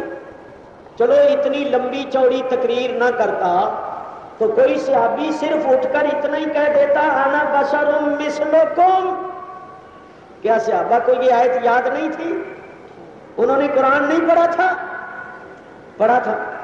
معلوم ہوا کہ 14ویں صدی والوں کے نزدیک اس آیت کا جو مفہوم ہے وہ صحابہ کرام کے نزدیک نہیں تھا۔ نہیں، اگر یہ مفہوم ہوتا تو صحابی ضرور اٹھ کر کہتے ہیں یا رسول اللہ ہم آپ کی مثل ہے اور قرآن کی آیت دلیل کے طور پر پیش کرتے ہیں، تو تمام صحابہ نے اس بات کو تسلیم کیا کہ ہم میں کوئی حضور کا مثل نہیں۔ ان میں سے کوئی نہیں بولا۔ کیسے بولتے؟ وہ تو دن رات اپنی آنکھوں سے دیکھتے تھے۔ میں نمونہ عرض کروں، اگر کوئی صحابی یہ کہتا کہ حضور آپ بھی آدم کی اولاد ہیں اور میں بھی آدم کی اولاد، تو ان صحابہ نے تو خود نبی کریم سے سنا تھا، حضور نے فرمایا تھا کنت نبیا وآدم بین الروح والجسد۔ آدم علیہ السلام ابھی جسم اور روح کے درمیان تھے، ان کے جسم میں ابھی روح بھی نہیں ڈالی گئی تھی، میں اس وقت بھی نبی تھا۔ انہوں نے تو خود حضور سے سنا۔ حضور نے فرمایا تھا کنت نبیا وآدم بین الماء والطین۔ آدم علیہ السلام ابھی پانی اور مٹی کے درمیان تھے، میں اس وقت بھی نبی تھا۔ تو وہ کیسے کہتے کہ آپ بھی آدم کی اولاد ہم بھی آدم کی اولاد؟ وہ جانتے تھے کہ ظاہر میں تو آدم کی نسل ہے لیکن باطن میں آدم کی اصل ہے۔ ظاہر میں اولاد ہیں اور باطن میں اصل اور جڑ ہیں، باپ ہیں، وہ کیسے یہ کہتے ہیں؟ اور اگر وہ یہ کہتے کہ جی آپ بھی کھاتے پیتے ہیں، ہم بھی کھاتے پیتے ہیں، تو یہی تو میں بیان کر رہا ہوں کہ حضور نہیں بھی کھاتے پیتے تھے تب بھی کوئی فرق نہیں پڑتا تھا. تو وہ اپنی آنکھوں سے دیکھ چکے تھے کہ ہم تو کھائے پیے بغیر نہیں رہ سکتے اور سرکار رہ سکتے ہیں، ہم کھانے پینے کے محتاج ہیں اور سرکار محتاج نہیں ہے. اور اگر وہ یہ کہتے کہ حضور آپ کی بھی دو آنکھیں ہیں، ہماری بھی دو آنکھیں، تو وہ صرف یہ نہیں دیکھتے تھے کہ آنکھیں دو ہیں، یہ بھی دیکھتے تھے کہ سرکار جس طرح آگے دیکھتے ہیں اسی طرح پیچھے دیکھتے ہیں، اور ہم میں تو پیچھے دیکھنے والا کوئی بھی نہیں. اور وہ یہ بھی جانتے تھے کہ سرکار جس طرح دن کی روشنی میں دیکھتے ہیں اسی طرح رات کے اندھیرے میں دیکھتے ہیں، جس طرح قریب دیکھتے ہیں اسی طرح دور دیکھتے ہیں، جس طرح ساتوں زمینوں کے نیچے دوزخ کو دیکھتے ہیں اسی طرح ساتوں آسمانوں کے اوپر جنت کو دیکھتے ہیں. اور وہ یہ بھی جانتے تھے کہ سرکار جن آنکھوں سے مخلوق کو دیکھتے ہیں انہی آنکھوں سے خالق کو بھی دیکھ لیتے ہیں. نعرہ تکبیر، نعرہ رسالت. وہ برابری کا دعویٰ کیسے کرتے؟ وہ تو جانتے تھے کہ سرکار جس طرح قریب کی آواز سنتے ہیں اسی طرح بعید کی آواز بھی سنتے ہیں. اور سرکار نے خود ان سے فرما دیا تھا، سرکار نے فرمایا تھا انی اسمع ما لا تسمعون وانی ارى ما لا ترون. جو میں سنتا ہوں وہ تم نہیں سنتے ہو اور جو میں دیکھتا ہوں وہ تم نہیں دیکھتے ہو. تو وہ کیسے برابری کا دعویٰ کرتے؟ اگر وہ یہ کہتے کہ حضور آپ بھی سوتے ہیں اور ہم بھی سوتے ہیں، تو ان کو یہ بھی معلوم تھا کہ سرکار سوتے تو ہیں مگر سرکار کی نیند سرکار کے وضو کو نہیں توڑتی. آپ کا سونا ہمارے سونے جیسا نہیں. ہم جب سوتے ہیں تو غافل ہو جاتی ہے، بے ہوش ہو جاتی ہے اور اپنے ماحول سے بے خبر ہو جاتی ہے. سرکار دو عالم علیہ الصلوۃ والسلام جب سوتے تھے تو آپ غافل نہیں ہوتے تھے، بے ہوش نہیں ہوتے تھے اور اپنے ماحول سے بے خبر نہیں ہوتے تھے. یہی وجہ ہے کہ سرکار کی نیند ناقض وضو نہیں تھی. آپ کی نیند سے آپ کا وضو نہیں ٹوٹا اور ہماری نیند ناقض وضو. تو وہ جانتے تھے کہ حقیقت میں سرکار دو عالم علیہ الصلوۃ والسلام کی ہر چیز ہی بے مثل ہے. وہ یہ بھی دیکھتے تھے کہ سرکار کا جسم انور تو ہے مگر اس کا سایہ نہیں. سرکار دو عالم علیہ الصلوۃ والسلام کے جسم انور کا سایہ نہیں تھا کیونکہ سرکار سراپا نور تھے. تو میرے دوستوں بزرگوں، عرض یہ کر رہا تھا کہ سرکار نے ارشاد فرمایا ایکم مثلی، کون ہے تم میں میری مثل؟ تم میں میری مثل کوئی نہیں، لہذا میری برابری نہ کرو. میں مچھلی روزے رکھتا ہوں تم نہ رکھو کیونکہ تم کھانے پینے کے بغیر نہیں رہ سکتے ہو، میں رہ سکتا ہوں. آگے فرمایا ابھی تو انت ربی ویطعمنی ویسقین، میں تو رات اپنے رب کے پاس رہتا ہوں اور میرا رب مجھے کھلاتا اور پلاتا ہے. حضور فرماتے ہیں میں رات اپنے رب کے پاس رہتا ہوں. تو بتائیے حضور کہاں رہتے ہیں؟ مدینے والوں سے پوچھو کہ مدینے والوں حضور کہاں رہتے تھے، وہ کہیں گے مدینے شریف. حضور کی پاک بیویوں سے پوچھو کہ اے نبی کریم علیہ الصلوۃ والسلام کی پاک بیویوں اور مومنوں کی ماں، یہ بتاؤ سرکار کہاں رہتے تھے؟ تو وہ فرمائیں گی کہ سرکار ہمارے پاس رہتے اور سرکار فرماتے ہیں میں رب کے پاس رہتا. تو بتاؤ کہاں رہتے؟ مولانا روم رحمت اللہ علیہ نے ایک مصرے میں اس مسئلے کو حل کر فرماتے ہیں کہ صورت سے برخا کو جان در لا مکان.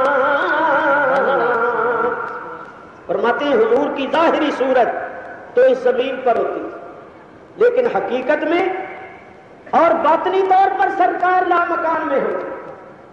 بظاہر میرے تمہارے ساتھ اور بباطن اللہ کے ساتھ. اللہ اکبر اللہ اکبر. حضور علیہ الصلوۃ والسلام فرماتے ہیں میں رات اپنے رب کے پاس گزارتا ہوں، میرا رب مجھے کھلاتا اور پلاتا ہے۔ تو بتاؤ رب کیا کھلاتا پلاتا ہے؟ تو رب تعالیٰ کوئی مرغی بھون کے رکھ چھوڑتا تھا؟ رب تبارک و تعالیٰ کوئی چاول کھلاتا تھا، کوئی روٹی کھلاتا تھا، کوئی فروٹ کھلاتا تھا؟ کیا پلاتا تھا؟ پانی پلاتا تھا، فروٹ پلاتا تھا، چائے پلاتا تھا؟ حضور فرماتے ہیں میرا رب مجھے کھلاتا اور پلاتا ہے۔ تو آؤ میں بتاؤں، مطلب یہ ہے کہ میں نور ہوں تو میری غذا بھی نور ہے، میں سراپا روح ہوں، میری غذا بھی روحانیت ہے، میں روحانی اور نورانی طور پر اپنے رب کے پاس رہتا ہوں، میرا رب مجھے روحانی اور نورانی غذا کھلاتا پلاتا رہتا ہے۔ یہ جو ظاہری خورد و نوش ہے یہ تو میں تمہاری تعلیم کے لیے کھاتا پیتا ہوں، ورنہ میں اس کا محتاج نہیں ہوں، تم اس کے بغیر نہیں رہ سکتے، میں رہ سکتا ہوں۔ معلوم ہوا کھاتے پیتے تھے مگر کھانے پینے کے محتاج نہیں، ضرورت مند ہو کے نہیں کھاتے تھے۔ اور دیکھیے بتائیے معراج کی رات حضور علیہ الصلوۃ والسلام اس زمین سے آسمان پر چلے گئے یا نہیں؟ تو آسمان پر جا کر بتا دیا کہ زمین نہ ہو تو میں رہ سکتا، میں آسمان میں رہ سکتا۔ پہلے آسمان سے دوسرے پر جا کر بتا دیا پہلا نہ ہو میں دوسرے میں رہ سکتا۔ اسی طرح ساتویں آسمان پر جا کر بتا دیا کہ 6 نہ ہو تو میں 7ویں پر رہ سکتا۔ ساتوں آسمانوں کے اوپر بیت المعمور پر جا کر بتا دیا کہ 7 آسمان نہ ہو تو میں بیت المعمور پر رہ سکتا۔ بیت المعمور سے آگے سدرہ پر چلے گئے، سدرہ پر جا کر بتا دیا بیت المعمور بھی نہ ہو تو میں سدرہ پر رہ سکتا ہوں، اور سدرہ سے آگے عرش پر چلے گئے، عرش پر جا کر بتا دیا کہ سدرہ نہ ہو تو میں عرش پر رہ سکتا ہوں، اور عرش کے اوپر لامکان پر چلے گئے، لامکان میں جا کر بتا دیا کہ زمان بھی نہ ہو تو مکان بھی نہ ہو تو میں لامکان میں رہ سکتا ہوں۔ تم زمان و مکان کے محتاج ہو، میں زمان و مکان کا محتاج نہیں ہوں، میں لامکان میں بھی رہ سکتا ہوں۔ میں اور آپ زمان و مکان کے بغیر نہیں رہ سکتے، میرا آقا رہ سکتا۔ اور سب سے بڑی بات، جب اللہ نے نبی کریم کے نور کو پیدا کیا تھا تو اس وقت تو یہ زمان و مکان نہیں، نہ زمین تھی نہ آسمان تھے، اس وقت بھی حضور تھے یا نہیں تھے؟ تو لامکان میں رہتے تھے، اب بھی لامکان میں رہ سکتے۔ میں یہ عرض کر رہا تھا سرکار دو عالم علیہ الصلوۃ والسلام صرف اللہ کے محتاج ہیں اور ساری کائنات سرکار کی محتاج۔ اللہ تعالیٰ نے سب سے پہلے نبی کریم علیہ الصلوۃ والسلام کے نور کو پیدا کیا۔ میرے بزرگوں اور دوستوں، پھر اللہ نے اسی نور کو کائنات کی تخلیق کا سبب بنایا، اسی نور کے سبب سے اللہ نے دوسری مخلوقات کو پیدا کیا۔ اسی واسطے سرکار فرماتے ہیں انا من نور اللہ والخلق کلہم من نوری، میں اللہ کے نور سے ہوں اور ساری مخلوق میرے نور سے ہے۔ کیا مطلب؟ کہ میری تخلیق کا سبب اللہ کا نور ہے، اگر اللہ کا نور نہ ہوتا تو میں نہ ہوتا، اور کائنات کی تخلیق کا سبب میرا نور ہے۔ میرا نور نہ ہوتا تو کائنات نہ ہوتی، تو اللہ کا نور نہ ہوتا تو سرکار نہ ہوتے، اور سرکار کا نور نہ ہوتا تو یہ کائنات نہ ہو۔ اور میں کہتا ہوں آج بھی اگر سرکار نہ ہو تو یہ کائنات نہ ہو۔ اعلیٰ حضرت امام اہل سنت مولانا شاہ احمد رضا فاضل بریلوی رحمۃ اللہ علیہ نے اسی واسطے فرماتے ہیں وہ جو نہ تھے تو کچھ نہ تھا، اور وہ جو نہ ہو تو کچھ نہ ہو، وہ جو نہ تھے تو کچھ نہ تھا، اور وہ جو نہ ہو تو کچھ نہ ہو، کیونکہ جان ہے وہ جہان کی، جان ہے تو جہان ہے، جان ہے وہ جہان کی، جان ہے تو جہان ہے۔ اس ساری کائنات کو بمنزلہ جسم کے سمجھو، اور نبی کریم علیہ الصلوۃ والسلام کو بمنزلہ جان کے سمجھو۔ تو بولو یہ جسم اسی صورت میں حرکت کر سکتا ہے جبکہ جسم میں جان ہو تو آنکھ دیکھتی ہے، کان سنتا ہے، ہونٹ ہلتے ہیں، زبان چلتی ہے، ہاتھ پاؤں حرکت کرتی ہیں۔ اگر جان نکل جائے تو جسم معطل ہو جاتا ہے، اس کی حرکات ختم ہو جاتی ہیں۔ تو جب یہ کائنات متحرک ہے تو ماننا پڑے گا کہ اس کائنات کی جان محمد الرسول اللہ موجود، سرکار نہ ہو تو کچھ بھی نہیں۔ میرے بزرگوں اور دوستو، نبی کریم علیہ الصلوۃ والسلام باعث ایجاد دو عالم ہے، اللہ تعالیٰ نے آپ کے سبب سے ساری کائنات کو پیدا کیا۔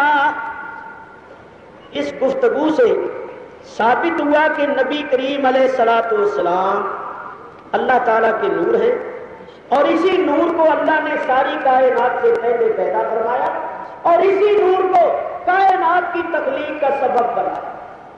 جب اللہ نے حضرت انسان کو پیدا کیا، یعنی حضرت آدم کو بنایا، تو آدم کی پیشانی میں اسی نور محمدی کو بطور امانت رکھا، اور فرشتوں کو حکم دیا کہ آدم کو سجدہ کرو۔ ائمہ علماء فرماتی ہیں وہ آدم کو جو سجدے کا حکم تھا، وہ آدم کی جو تعظیم ہو رہی تھی، وہ در حقیقت نور محمدی صلی اللہ علیہ وسلم کی تعظیم تھی جو آدم کی پیشانی میں جل رہا تھا۔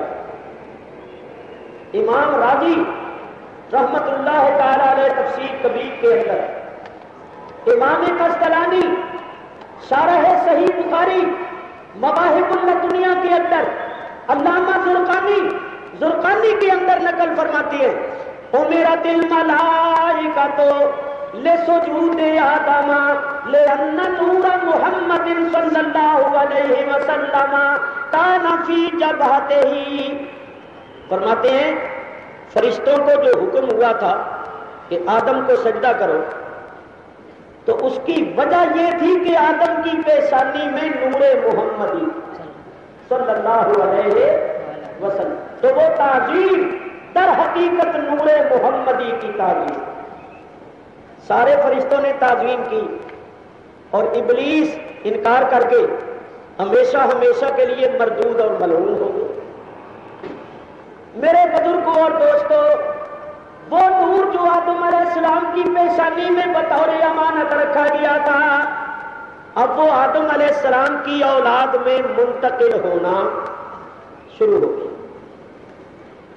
پاک صلبوں میں اور پاک رحموں میں منتقل ہوتا ہوا وہ نور تشریف لا رہا۔ آخر حضرت عبداللہ اور حضرت آمنہ رضی اللہ تعالی عنہما سے اس نور کا ظہور ہوا۔ حضور علیہ الصلوۃ والسلام مجسم نور تشریف لائے اور حضرت آمنہ کی آغوش کو زینت بخشی۔ اب آئیے حضرت آمنہ سے بھی پوچھیں، حضرت آمنہ کیا فرماتی؟ جب حضور کی ولادت ہوئی تو یہ حضرت آمنہ کے الفاظ ہیں۔ حضرت آمنہ فرماتی ہیں خرج منی نور، مجھ سے نور نکلا۔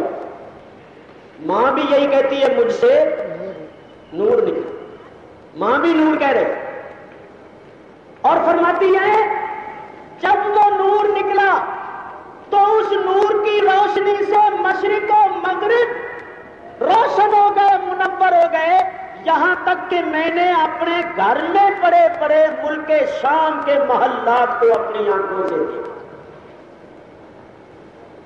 سرکار دو عالم علیہ السلام کی ولادت کے وقت ایسی روشنی ہوئی، سارا جہان روشن۔ ماں کہتی ہے میں نے اپنے گھر میں پڑے پڑے ملک شام کے محلات کو اپنی آنکھوں سے دیکھا۔ سبحان اللہ۔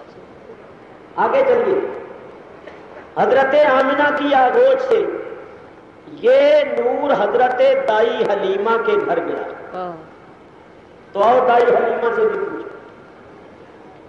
علامہ قاضی ثناء اللہ پانی پتی تفسیر مظہری کے اندر سراجم منیرہ کے تحت لکھتے ہیں کہ حضور کی دائی حلیمہ نے فرمایا کہ جس دن سے محمد عربی میرے گھر میں آیا ہے اس دن سے مجھے اپنے گھر میں چراغ جلانے کی ضرورت ہی پیش نہیں ہے۔ نبی کریم کے نور سے میرا کمرہ جگمگاتا ہے۔ میاں جہاں آفتاب آ جائے وہاں چراغ کی کیا ضرورت؟ دائی علیمہ فرماتی ہیں جس دن سے محمد عربی میرے گھر میں آیا ہے اس دن سے مجھے اپنے گھر میں چراغ جلانے کی ضرورت ہی پیش نہیں آئی۔ سرکار ایسے نور تھے، اندھیری کوٹھڑی میں آپ جاتے روشنی ہو جاتی۔ لو حضور کی بیوی حضرت عائشہ صدیقہ رضی اللہ تعالیٰ عنہ سے پوچھو، فرماتی رات کے وقت چراغ جلا کے میں کپڑا سی رہی تھی، مشینیں تو تھی نہیں، ہاتھ کی سوئی سے کپڑا سی رہی، چراغ جل رہا ہے، چراغ میں تیل ختم ہو گیا، چراغ بجھ گیا، اندھیرا ہو گیا۔ مائی صاحبہ فرماتی اندھیرے کے سبب سے سوئی میرے ہاتھ سے گر گئی، میں نے اس کو اس طرح تلاش کیا مگر سوئی نہیں ملی، آخر میں بیٹھ گئی کہ اندھیرا بھی ہے اور سوئی بھی گر گئی ہے، تو اب میں کیا کر سکتی ہوں؟ فرماتی ہے تھوڑی دیر ہوئی تو آفتاب نبوت نبی کریم علیہ الصلوۃ والسلام تشریف لائے۔ فدخل رسول اللہ صلی اللہ علیہ وسلم فی حجرتی، مائی صاحبہ فرماتی ہیں سرکار میرے حجرے میں تشریف لائے، جو ہی تشریف لائے فتبینت العبرۃ بشعاع نور وجہہ، فرماتی ہیں سرکار کے چہرہ انور کی روشنی سے میری سوئی چمکنے لگی۔ جیسے آپ اس طرح کی کوئی چیز ہو سوئی وغیرہ تو اس کے اوپر روشنی ڈالیں، بیٹری ہو ٹارچ ہو اس کی لائٹ مارے تو وہ چمکتی ہے نا، تو فرماتی ہیں سرکار کے چہرہ انور کی روشنی سے میری سوئی چمکنے لگ گئی۔ اعلیٰ حضرت فاضل بریلوی رحمت اللہ علیہ جھوم اٹھے اور انہوں نے شعر فرمایا، فرماتی ہیں سوجنے گمشدہ ملتی ہے تبسم سے تیرے، سبحان اللہ سبحان سوجن فارسی میں سوئی کو کہتے ہیں، سوجن گمشدہ ملتی ہے تبسم سے تیرے، اور شام کو صبح بناتا ہے اجالا تیرا، شام کو صبح بناتا ہے اجالا تیرا۔ سرکار دو عالم علیہ الصلوۃ والسلام اندھیری کوٹھڑی میں جاتی ہے وہ روشن ہو جاتی ہے۔ میاں سرکار کی تو بڑی شان ہے، سرکار دو عالم علیہ الصلوۃ والسلام کے ایک صحابی تھے جن کا نام تھا حضرت اسید رضی اللہ تعالیٰ عنہ، انہوں نے عرض کیا حضور آپ میرے چہرے پر اپنا ہاتھ پھیر دیں، پتہ نہیں ان کی کیا غرض تھی، انہوں نے ظاہر نہیں کی کہ ہاتھ پھروانے سے میرا مقصد کیا ہے، لیکن بعد میں جو ظہور ہوا معلوم ہوا یہی ان کا مقصد تھا۔ عرض کیا حضور میرے چہرے پر آپ اپنا دست مبارک پھیر دیں، حضور نے ان کے چہرے پر ہاتھ پھیر دیا۔ صحابہ کہتے ہیں ان کا چہرہ ایسا روشن اور چمکیلا ہو گیا کہ وہ اندھیری کوٹھڑی میں جاتے تھے تو وہ کوٹھڑی جگمگا ہوتی، اور جس کے ہاتھ پھرنے سے چہرے چاند بن جائیں، جس کے ہاتھ کے لگنے سے چہرے روشن ہو جائیں، خود اس کی اپنی شان کیا ہوگی۔ صحابہ کہتی ہیں اللہ یا رسول اللہ، صحابہ کہتے ہیں کہ ان الشمس تجری فی وجہہ، ایسا معلوم ہوتا تھا کہ آفتاب حضور کے چہرے میں چلتا، ایسا روشن ایسا چہرہ۔ حضرت جابر سے کسی نے پوچھا کیا حضور کا چہرہ تلوار کی طرح چمکتا تھا؟ فرمایا لا بل کان مثل الشمس والقمر، سبحان اللہ، تو تلوار کہتا ہے، حضور کا چہرہ تو آفتاب و مہتاب کی طرح چمکتا ہے۔ حضور آفتاب تھے، حضور چاند تھے، اور میں کہتا ہوں یہ آفتاب اور مہتاب روشن ہیں تو انہوں نے بھی سرکار سے ہی روشنی لی۔ اعلیٰ حضرت فاضل بریلوی رحمت اللہ علیہ فرماتی ہیں یہ جو مہر و مہ پہ ہے اطلاع کا نور کا یہ جو مہرو محب ہے اطلاع کا نور کا، بھیک تیرے نام کی ہے استعارہ نور کا، آقا بھیک تیرے نام کی ہے استعارہ نور کا۔ یاد رکھو چاند اور سورج نے بھی نور لیا تو سرکار دو عالم علیہ الصلوۃ والسلام کی بارگاہ سے لیا۔ بس سارے نوروں کے نور، سارے انوار کا منبع اور مرکز سرکار دو عالم علیہ الصلوۃ والسلام کی ذات پاک ہے۔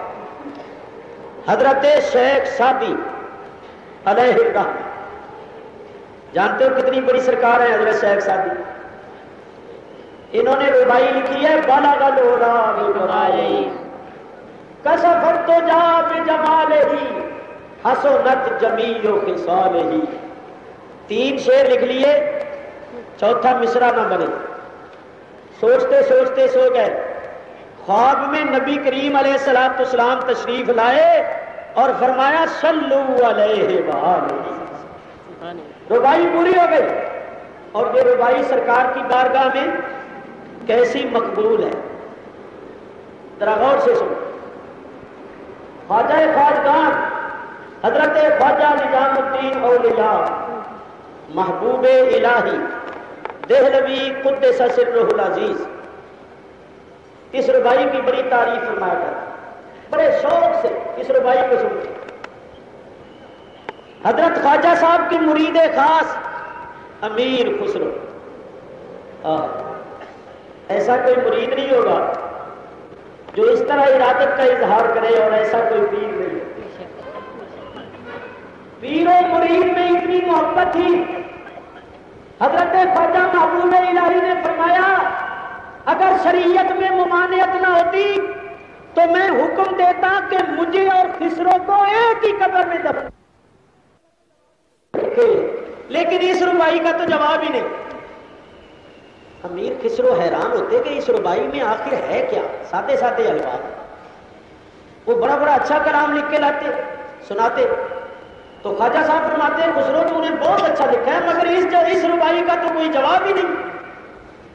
ایک دن خسرو نے کہا حضرت آپ اس ربائی کی بہت ہی زیادہ تعریف کرتے ہیں، جس کی کوئی خاص وجہ ہے، تو وہ وجہ مجھے بھی بتلائیے، جب تک میں دیکھ نہ لوں مجھے کیسے تسلی ہو؟ میں اتنا اچھا کلام لکھتا ہوں، آپ میری اس کلام کی اتنی تعریف نہیں فرماتے جتنی تعریف اس ربائی کی فرماتے ہیں۔ تو اس ربائی کا عظیم الشان ہونا میں تسلیم کرتا ہوں، مگر مجھے بھی تو کچھ دکھائیے۔ فرمایا اچھا پھر آج جمعے کی رات تم دیکھو، اب جب جمعے کی رات آئے گی تو تم دیکھو۔ امیر خسرو فرماتے ہیں جمعے کی رات تھی، میں نے خواب میں دیکھا کہ نبی کریم علیہ الصلوۃ والسلام کا دربار لگا ہوا ہے، اور اس دربار میں انبیاء کرام، صحابہ کرام، اولیاء اعظام، ایک پیارا نورانی اجتماع ہے، سرکار کا دربار ہے، اور شیخ سعدی بھی بیٹھے ہوئے ہیں۔ اور حضور فرماتے ہیں سعدی وہ تو نے جو ربائی ہماری شان میں لکھی ہے نا بلغ العلا میں سنا، سعدی بلغ العلا پڑھو۔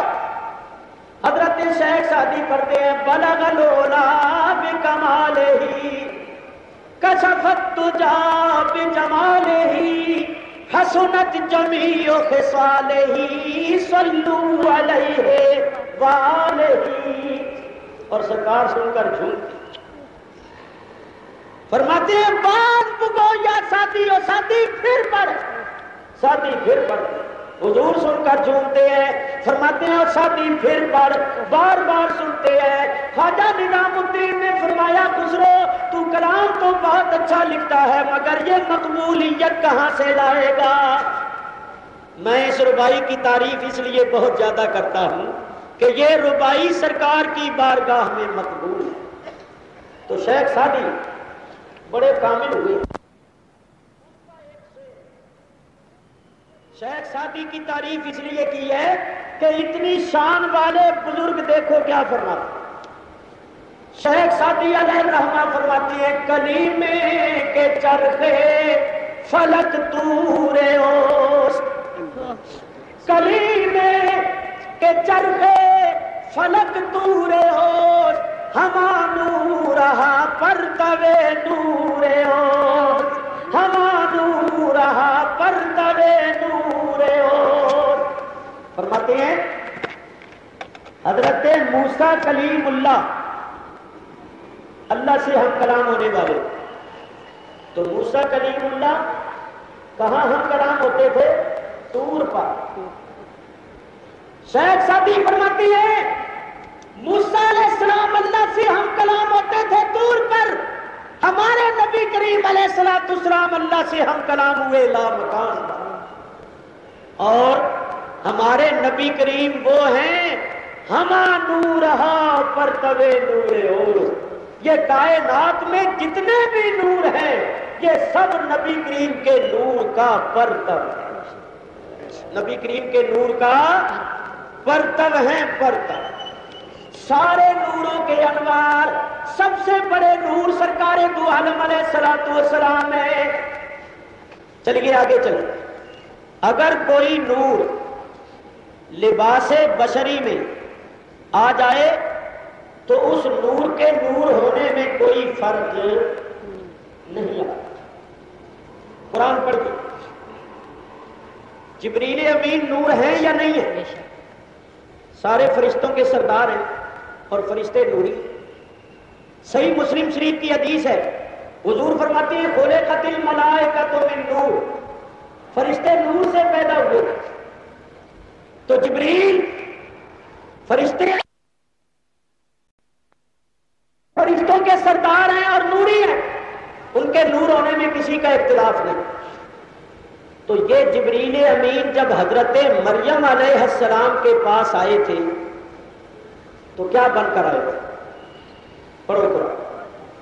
اللہ فرماتا ہے فَأَرْسَلْنَا إِلَيْهَا رُوحَنَا فَتَمَثَّلَ لَهَا بَشَرًا سَوِيًّا، ہم نے اپنی روح یعنی جبریل امین کو مریم علیہ السلام کی طرف پورا بشر بنا کے بھیجا۔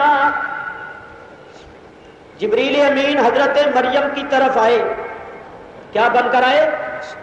اللہ فرماتا ہے فَتَمَثَّلَ لَهَا بَشَرًا سَوِيًّا، پورے بشر بن کے آئے۔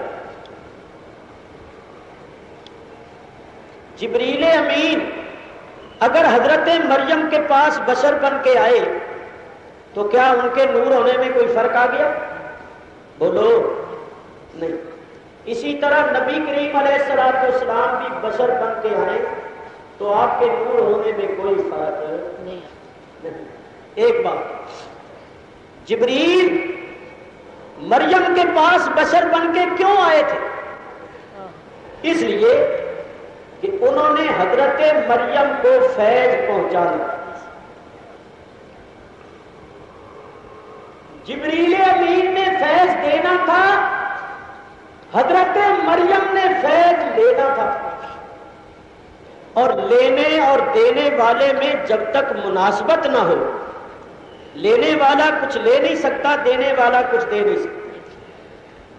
اب نور نے فیض پہنچانا تھا بشر کو، کیونکہ حضرت مریم جن سے بشر میں سے تھی۔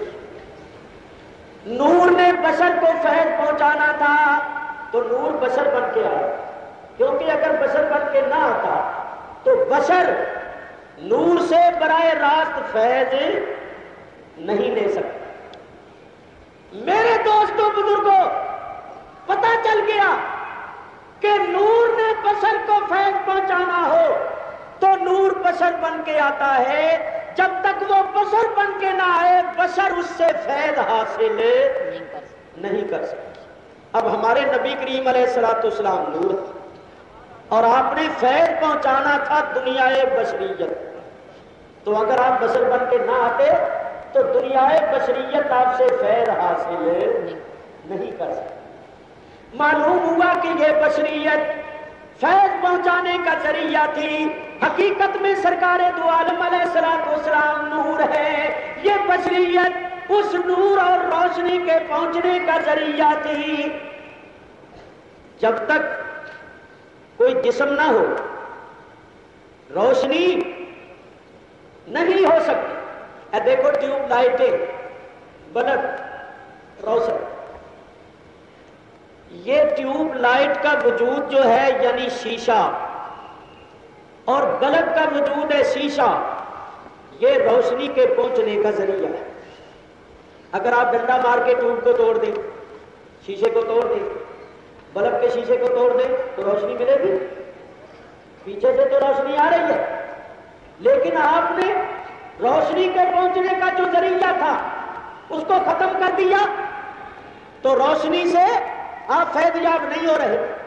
تو جس طرح ٹیوب کا جسم روشنی کے پہنچنے کا ذریعہ ہے، بلب کا وجود روشنی کے پہنچنے کا ذریعہ ہے، اسی طرح بشریت محمدی، نور محمدی صلی اللہ علیہ وسلم کے پہنچنے کا ذریعہ. اللہ یا رسول اللہ. حضور علیہ الصلوۃ والسلام اس لیے بشر بن کے آئے کہ دنیا بشریت آپ سے فیض حاصل کر سکے. تو یہ بشریت محمدی صلی اللہ علیہ وسلم نور محمدی کے پہنچنے کا ذریعہ. اور یہ میں آپ کو پہلے بتا چکا ہوں کہ حضور کی بشریت بھی بے مثل اور بے مثال. میری تمہاری روحانیت میں وہ لطافت نہیں جو سرکار کی بشریت میں. میں کہتا ہوں میں اور آپ کیا چیز ہیں؟ اہل عرفان سے پوچھو. مولانا روم رحمت اللہ تعالی علیہ نے کمال کرا. مولانا فرماتے ہیں کہ ہزارہ جبرائیل اندر بشر بہر حق سوئے غریباں یک نظر. مولانا فرماتے ہیں یا رسول اللہ صلی اللہ علیہ وسلم، حضور آپ وہ بشر ہیں کہ آپ کی ذات میں ہزاروں جبریلی طاقتیں، جبریلی لطافتیں اور جبریل کی نورانیتیں پوشیدہ. اللہ کے واسطے ہم غریبوں پر ایک نظر کرم کریں. اہل عرفان تو یہ کہتے ہیں سرکار کی بشریت میں ہزاروں جبریلی طاقتیں اور لطافتیں پوشیدہ ہیں. یہی وجہ ہے کہ معراج کی رات جبریل نے کہا یا رسول اللہ میں آگے نہیں جا سکتا، آگے جاؤں تو اللہ کے انوار سے جل جاؤں. سرکار نے فرمایا تیری یہاں انتہا ہو گئی، ہماری یہاں سے ابتدا ہو. تو سرکار آگے گئے. جہاں جبریل کے پر جلتے ہیں وہاں میرے آقا کی بشریت بھی نہیں جلتی. معلوم ہوا کہ میرے تمہارے آقا و مولا کی بشریت بھی جبریل کی نورانیت سے افضل اور اعلیٰ ہے. ہمارے جیسے بشر نہیں تھے. اللہ یا رسول اللہ. حضور علیہ الصلوۃ والسلام شان بشریت میں تشریف لائے، آپ کے نور ہونے میں فرق نہیں آیا. اسی واسطے فرمایا قد جاءکم من اللہ نور، بے شک آ گیا تمہارے پاس اللہ کی طرف سے نور، یعنی محمد مصطفیٰ صلی اللہ تعالی علیہ وآلہ آلہ واصحابہ وبارک وسلم. اب آخری بات کر کے گفتگو ختم کر رہا ہوں. جو لوگ یہ کہتے ہیں کہ جی اگر حضور نور تھے تو سوتے کیوں تھے، حضور نور تھے تو کھاتے کیوں تھے، حضور نور تھے تو بیوی بچے کیوں تھے، اور اسی طرح کی باتیں کرتی ہیں اگر حضور نور تھے تو جنگ احد میں دندان مبارک کیوں شہید ہوا، خون کیوں نکلا. یہ سب ایسی باتیں ہیں، یہ اعتراضات اس لیے ہوتے ہیں کہ اعتراضات کرنے والے اصل حقیقت کو سمجھے نہیں، ان کو معلوم نہیں. ہم لوگ نبی کریم علیہ الصلوۃ والسلام کی بشریت کے منکر نہیں ہیں. ہم مانتے کہ حضور علیہ الصلوۃ والسلام لباس بشری میں تشریف لائے. آپ بشر بھی تھے، نور بھی تھے، اور نور اور بشریت دونوں چیزیں یک وقت جمع ہو سکتی ہیں. جیسے کہ جبریل امین جب حضرت مریم کے پاس آئے تھے تو نور بھی تھے اور بشر بھی تھے، تو سرکار دو عالم علیہ الصلوۃ والسلام بشر بھی ہیں، مگر میرے تمہارے جیسے بشر نہیں، ہم بشریت کے قائل ہیں اور مثلیت کے منکر ہیں۔ یہ کہنا کہ ہمارے ہی جیسے بشر تھے، اس بات کے ہم منکر، ہمارے جیسے بشر نہیں۔ تو جب ہم بشریت کو مانتے ہیں کہ سرکار دو عالم علیہ الصلوۃ والسلام کی بے مثل بشریت تھی، آپ پاک بے مثل بشر تھے، مگر بشریت کی ہر عیب سے پاک تھے، تو پھر یہ اعتراضات کیسے ہو سکتے ہیں؟ یہ اعتراضات تو اس صورت میں ہو سکتے ہیں جبکہ مطلقاً ہم بشریت کا انکار کریں۔ جب ہم بشریت کے بھی قائل ہیں تو بشریت کے حقائق کو تسلیم کرتے ہیں اور بشریت کے عیب نہیں مانتے، کیونکہ سرکار دو عالم علیہ الصلوۃ والسلام بشریت کے ہر عیب سے پاک تھے۔ ایک اشکال ضرور ذہنوں میں پیدا ہوگا، میرا دل چاہتا ہے کہ میں اس کی بھی صفائی کروں، اور وہ اشکال یہ ہے کہ قرآن کی آیت اللہ تعالیٰ ارشاد فرماتا ہے قل انما انا بشر مثلکم، قل میرے محبوب فرما دیجئے انما انا بشر مثلکم، سوائے اس کے اور کچھ نہیں کہ میں بشر ہوں مثل تمہارا۔ یہ آیت پیش کرتی ہے کہ دیکھو اس آیت سے صاف طور پر ثابت ہوا کہ نبی کریم علیہ الصلوۃ والسلام ہمارے جیسے بشر، کیونکہ اللہ نے فرمایا میرے حبیب تو کہہ دے کہ میں تمہارے جیسا بشر ہوں۔ تو اس کا بھی میں جواب عرض کروں۔ پہلی بات تو یہ ہے کہ اللہ تعالیٰ نے نبی کریم سے فرمایا ہے قل میرے محبوب تو کہہ دے،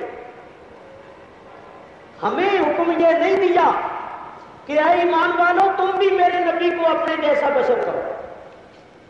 اگر کوئی شخص قرآن میں ایسی آیت دکھا دے کہ اللہ نے ہم ایمان والوں کو حکم دیا ہو کہ میرے نبی کو اپنے جیسا بشر کہو تو ہم مان، لیکن کوئی پیش نہیں کر سکتا۔ رہا یہ کہ نبی کریم کو اللہ نے کیوں فرمایا کہ میرے محبوب تو کہہ دے کہ میں تمہارے جیسا بشر ہوں، تو اس کی تفسیر خود نبی کریم کے جلیل القدر صحابی حضرت عبداللہ ابن عباس سے پوچھئے۔ یہ حضرت عبداللہ ابن عباس وہ ہیں جن کو سرکار نے اپنے سینے سے لگا کر دعا فرمائی کہ اے اللہ اس کو کتاب اور حکمت سکھا دے۔ وہ عبداللہ ابن عباس اس آیت کی جو تفسیر فرماتی ہیں، اس آیت کا جو مفہوم پیش کرتی ہیں، وہ میں آپ کے سامنے پیش کرتا ہوں۔ حضرت عبداللہ ابن عباس رضی اللہ تعالیٰ عنہ فرماتے ہیں کہ نبی کریم علیہ الصلوۃ والسلام معلم اخلاق حسنہ بن کر آئے تھے۔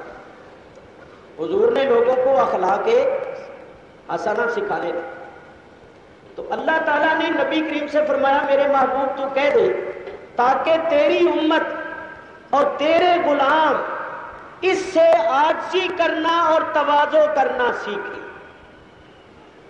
حضرت عبداللہ ابن عباس فرماتے ہیں نبی کریم نے اپنی امت کو، اپنے غلاموں کو عاجزی اور تواضع سکھانے کے لیے یہ کلمے کہے تاکہ میری امت اس سے یہ سیکھ لے کہ تواضع کرنا اور عاجزی کرنا ہمارے نبی کی سنت ہے۔ ہمارے نبی اتنی عظمت و شان والے ہو کر جب اس طرح کہہ رہے ہیں، اس طرح تواضع فرما رہے ہیں، تو ہمیں بھی تواضع کرنی چاہیے، فخر و غرور نہیں کرنا چاہیے۔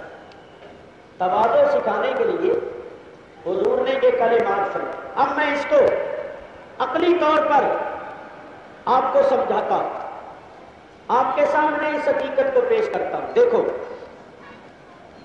اسی واسطے سرکار کی اس تعلیم کا ہی یہ نتیجہ ہے کہ بڑے بڑے بزرگ عاجزی اور تواضع کرتے ہیں۔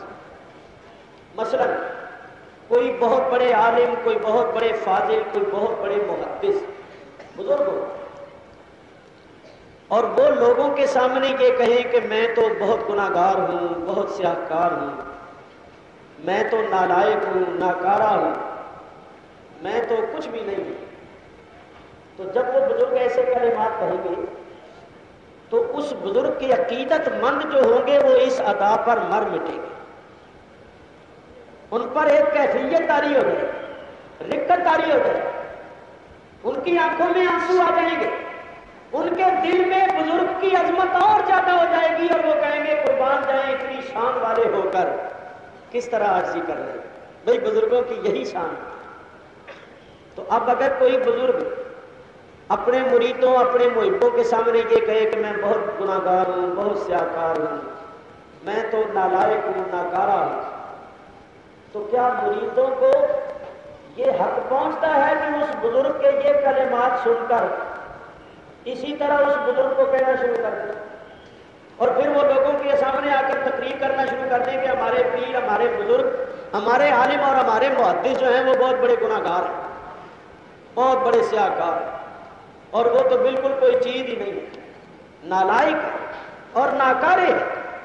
تو اگر کوئی مرید یا شاگرد اپنے استاد اور بزرگ سے سن کر اس طرح کہنا شروع کر دے تو وہ پرلے درجے کا احمق اور بے وقوف تصور ہوگا یا نہیں ہوگا؟ اور کوئی پھر بعد میں کہے کہ بے وقوف، تو اپنے استاد کو اپنے بزرگ کو کہہ رہا ہے کہ وہ نالائق، ناکارے اور بڑے گناہگار، تو کیا اپنے بزرگوں کی اس طرح تعریف کی جاتی ہے؟ تو وہ بے وقوف کہے کہ ہمارے حضرت صاحب تو خود اس طرح کہتے ہیں، ہمارے بزرگ تو خود یہ کہتے ہیں کہ میں نالائق ہوں، ناکارہ ہوں، گناہگار ہوں، جب وہ خود کہتے ہیں تو میں نے کہہ دیا تو پھر کون سی بے ادبی ہو گئی؟ تو ہر پڑھا لکھا آدمی کہے گا کہ بے وقوف، ان کا اس طرح کہنا ان کے لیے عظمت و شان کی بات، لیکن تیرا ان کو اس طرح کہنا تیرے لیے انتہائی گستاخی اور بے ادبی کی بات ہے۔ بزرگوں کا کام ہوتا ہے وہ عاجزی کرتی ہیں، تواضع کرتی ہیں، لیکن غلاموں کا کام یہ ہے کہ وہ ان کی تعریف اور ان کی شان بیان کریں۔ تو نبی کریم علیہ الصلوۃ والسلام نے اپنی امت کو عاجزی اور تواضع سکھانے کے لیے یہ کلمات فرمائے۔ اب میں قرآن شریف سے دلائل پیش کرتا ہوں۔ حضرت آدم علیہ الصلوۃ والسلام نے عاجزی کرتے ہوئے کیا کہا؟ ربنا ظلمنا انفسنا، اے ہمارے پروردگار ہم نے اپنے نفسوں پر ظلم کر لیا۔ آدم علیہ السلام ظلم کی نسبت اپنی طرف کر رہے۔ حضرت موسیٰ علیہ السلام اللہ کی بارگاہ میں عاجزی کرتے ہوئے کہتے رب انی ظلمت نفسی، اے میرے رب میں نے اپنی جان پر ظلم کر لیا، فاغفر لی، تو تو مجھ کو بخش دے۔ حضرت یونس علیہ السلام مچھلی کے پیٹ میں عاجزی کرتے ہوئے کہتے لا الہ الا انت سبحانک انی کنت من الظالمین، تیرے سوا کوئی عبادت کے لائق نہیں، تیری ذات پاک ہے۔ انی کنت من الظالمین، اس کا لفظی ترجمہ تو یہی ہے کہ بے شک میں ظالموں میں سے ہوں۔ اب ذرا غور کرو، آدم علیہ السلام بھی ظلم کی نسبت اپنی طرف کر رہے ہیں، موسیٰ علیہ السلام بھی ظلم کی نسبت اپنی طرف کر رہے ہیں، یونس علیہ السلام بھی اپنے آپ کو ظالم کہہ رہے ہیں۔ بولو اگر ان آیتوں کو سامنے رکھ کر ہم یہ کہنا شروع کر دیں کہ یونس علیہ السلام ظالم تھے، آدم علیہ السلام اور موسیٰ علیہ السلام بھی ظالم تھے، تو ہمارا ایمان رہے گا؟ اور اگر کوئی بے ادب یہ کہے کہ یونس علیہ السلام ظالم تھے تو ہم اس کو کہیں گے کہ بھئی تو بڑی بے ادبی اور گستاخی کر رہا ہے، یونس علیہ السلام تو اللہ کے نبی تھے، اور نبی تو صغیرہ کبیرہ گناہوں سے پاک اور معصوم ہوتا ہے، اور ظالم ہونا تو بہت بڑی بات ہے۔ تو پیغمبر کو اللہ کے نبی کو ظالم کہہ رہا ہے، تو بہت بڑی گستاخی کا مرتکب ہو رہا ہے۔ تو وہ کہے کون سی گستاخی؟ قرآن پڑھ کے دیکھو، یونس علیہ السلام خود کہتے ہیں انی کنت من الظالمین، تو ہم کہیں گے کہ بھئی وہ کہہ رہے ہیں اللہ کی بارگاہ میں عاجزی کرتے ہوئے کہہ رہے ہیں، وہ کہیں یہ کہنا ان کے لیے عظمت و شان کی دلیل ہے، مگر اس کو سامنے رکھ کر اگر ہم ان کو ظالم کہنا شروع کر دیں گے تو ہمارے لیے بہت بڑی گستاخی اور بے ادبی ہوگی۔ اسی طرح میرے دوستو، نبی کریم علیہ الصلوۃ والسلام نے عاجزی کرتے ہوئے یہ کلمہ فرمایا۔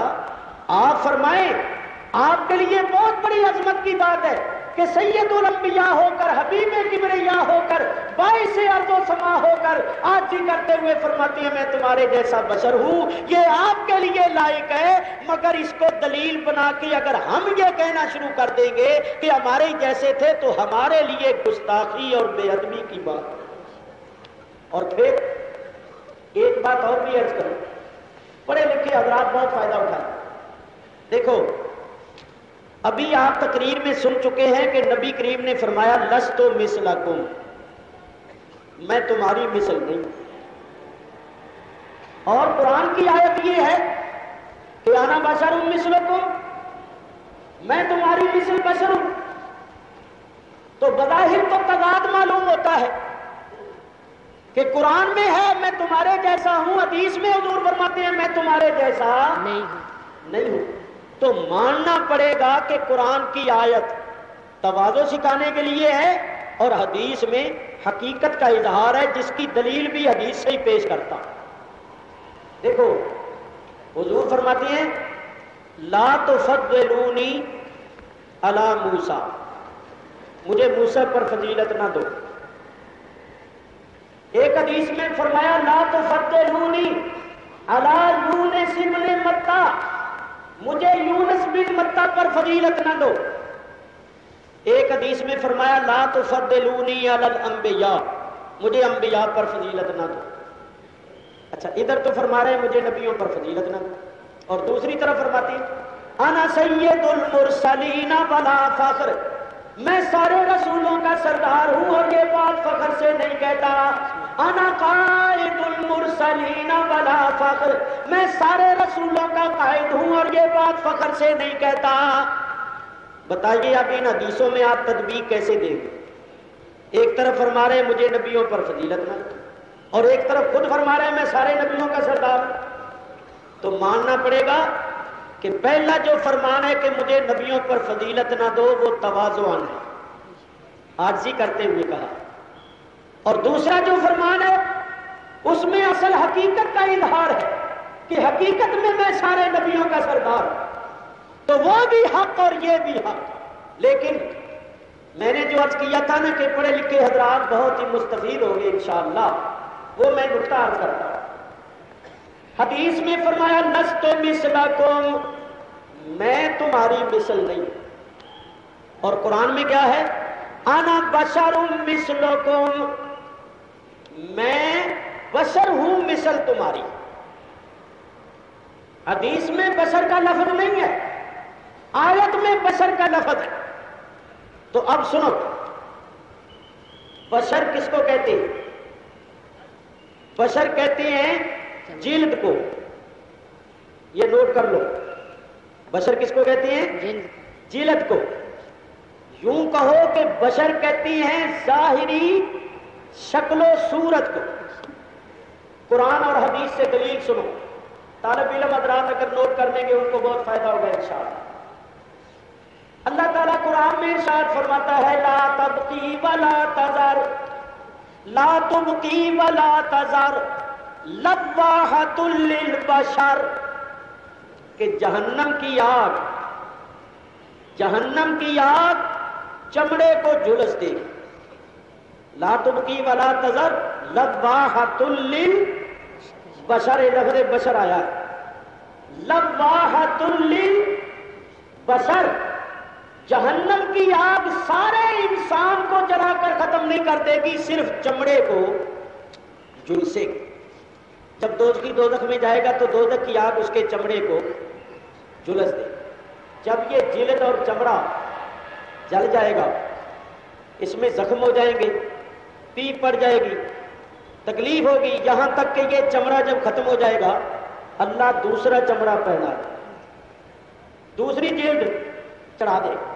اسی واسطے قرآن میں فرمایا بدلناہم جلودا، ہم ان کی جلدوں کو بدلتے رہیں گے، دوزخ کی آگ جلدوں کو جلاتی رہے گی اور ہم جلدوں کو بدلتے رہیں گے۔ تو قرآن نے بتایا کہ بشر کہتے ہیں چمڑے، بشر کہتے ہیں ظاہری جو صورت نظر آتی ہے چمڑے کے اوپر، کس کو؟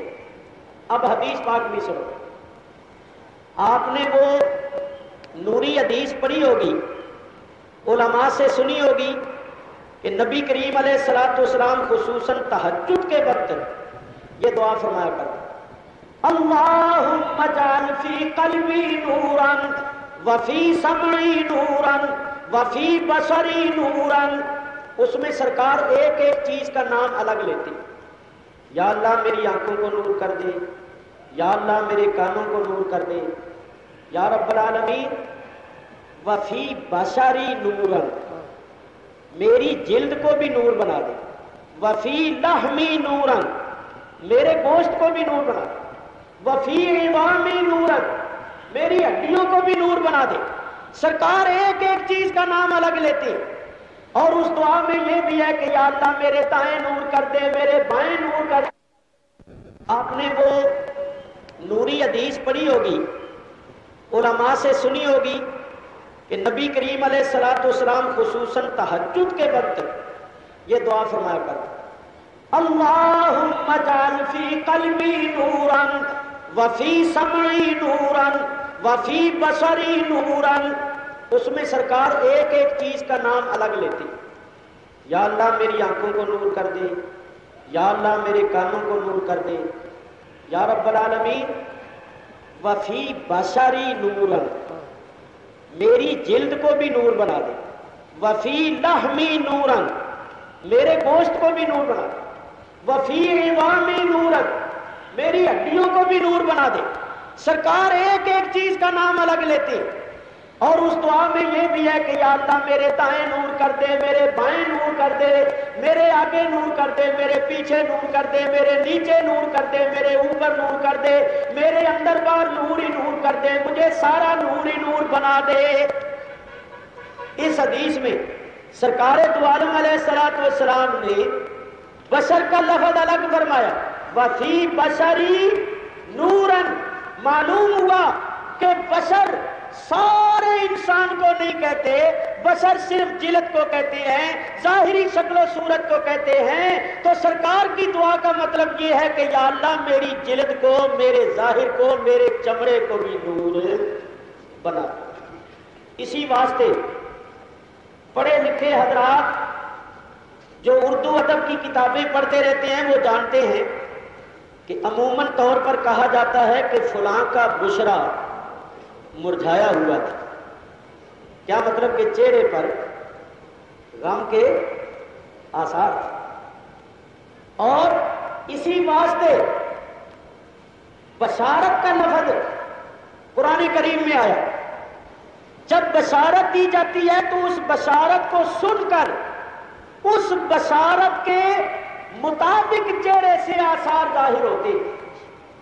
اگر بشارت اچھی ہو تو چہرے سے خوشی کے آثار ظاہر ہوتے ہیں، اور اگر بشارت غم پیدا کرنے والی ہو یا اچھی نہ ہو تو چہرے سے غم اور حزن کے آثار پیدا ہوتے ہیں۔ تو بشر، بشارت، بشرا، ان سب چیزوں کا تعلق چہرے، مورے اور ظاہر سے ہے۔ جب آپ نے یہ سمجھ لیا، میں نے اشارے کر دیے ہیں، اگر آپ اس میں اور گہرائی میں جائیں گے تو حقیقت آپ پر واضح ہو جائے گی۔ اب پڑھو ترجمہ، انما انا بشر مثلکم۔ حضور فرماتے ہیں میں ظاہری شکل و صورت کے لحاظ سے تمہارے جیسا ہوں، حقیقت میں تمہارے جیسا نہیں۔ نعرہ تکبیر، اللہ یا نعرہ رسول اللہ۔ اسی واسطے اعلیٰ حضرت فاضل بریلوی رحمت اللہ علیہ کی نظر کتنی وسیع ہے کہ آپ نے ترجمے کا حق ادا کیا۔ آپ کا ترجمہ پڑھ کے دیکھو جو قرآن شریف کا آپ نے ترجمہ کیا ہے، اس کا ترجمہ کیا کرتے ہیں کہ میرے حبیب تم فرما دو کہ میں ظاہری صورت میں تمہارے جیسا۔ تو میاں یہ باتیں یوں ہی سمجھ میں نہیں آتی جب تک کہ تحقیق کے میدان میں قدم نہ رکھا۔ اب نتیجہ نکلا، قرآن کی آیت کا مطلب یہ ہوا کہ میں ظاہری شکل و صورت کے لحاظ سے تمہارے جیسا ہوں، حقیقت میں تمہارے جیسا نہیں۔ دیکھنے میں میری آنکھیں تمہارے جیسی ہیں، حقیقت میں بے مثل۔ دیکھنے میں میرے کان تمہارے جیسے ہیں، حقیقت میں بے مثل۔ دیکھنے میں میرے ہاتھ تمہارے جیسے ہیں، حقیقت میں بے مثل۔ ظاہری شکل و صورت کے لحاظ سے تمہارے جیسا ہوں، حدیث کا مطلب واضح ہو گیا، لست مثلکم۔ نعرہ تکبیر، نعرہ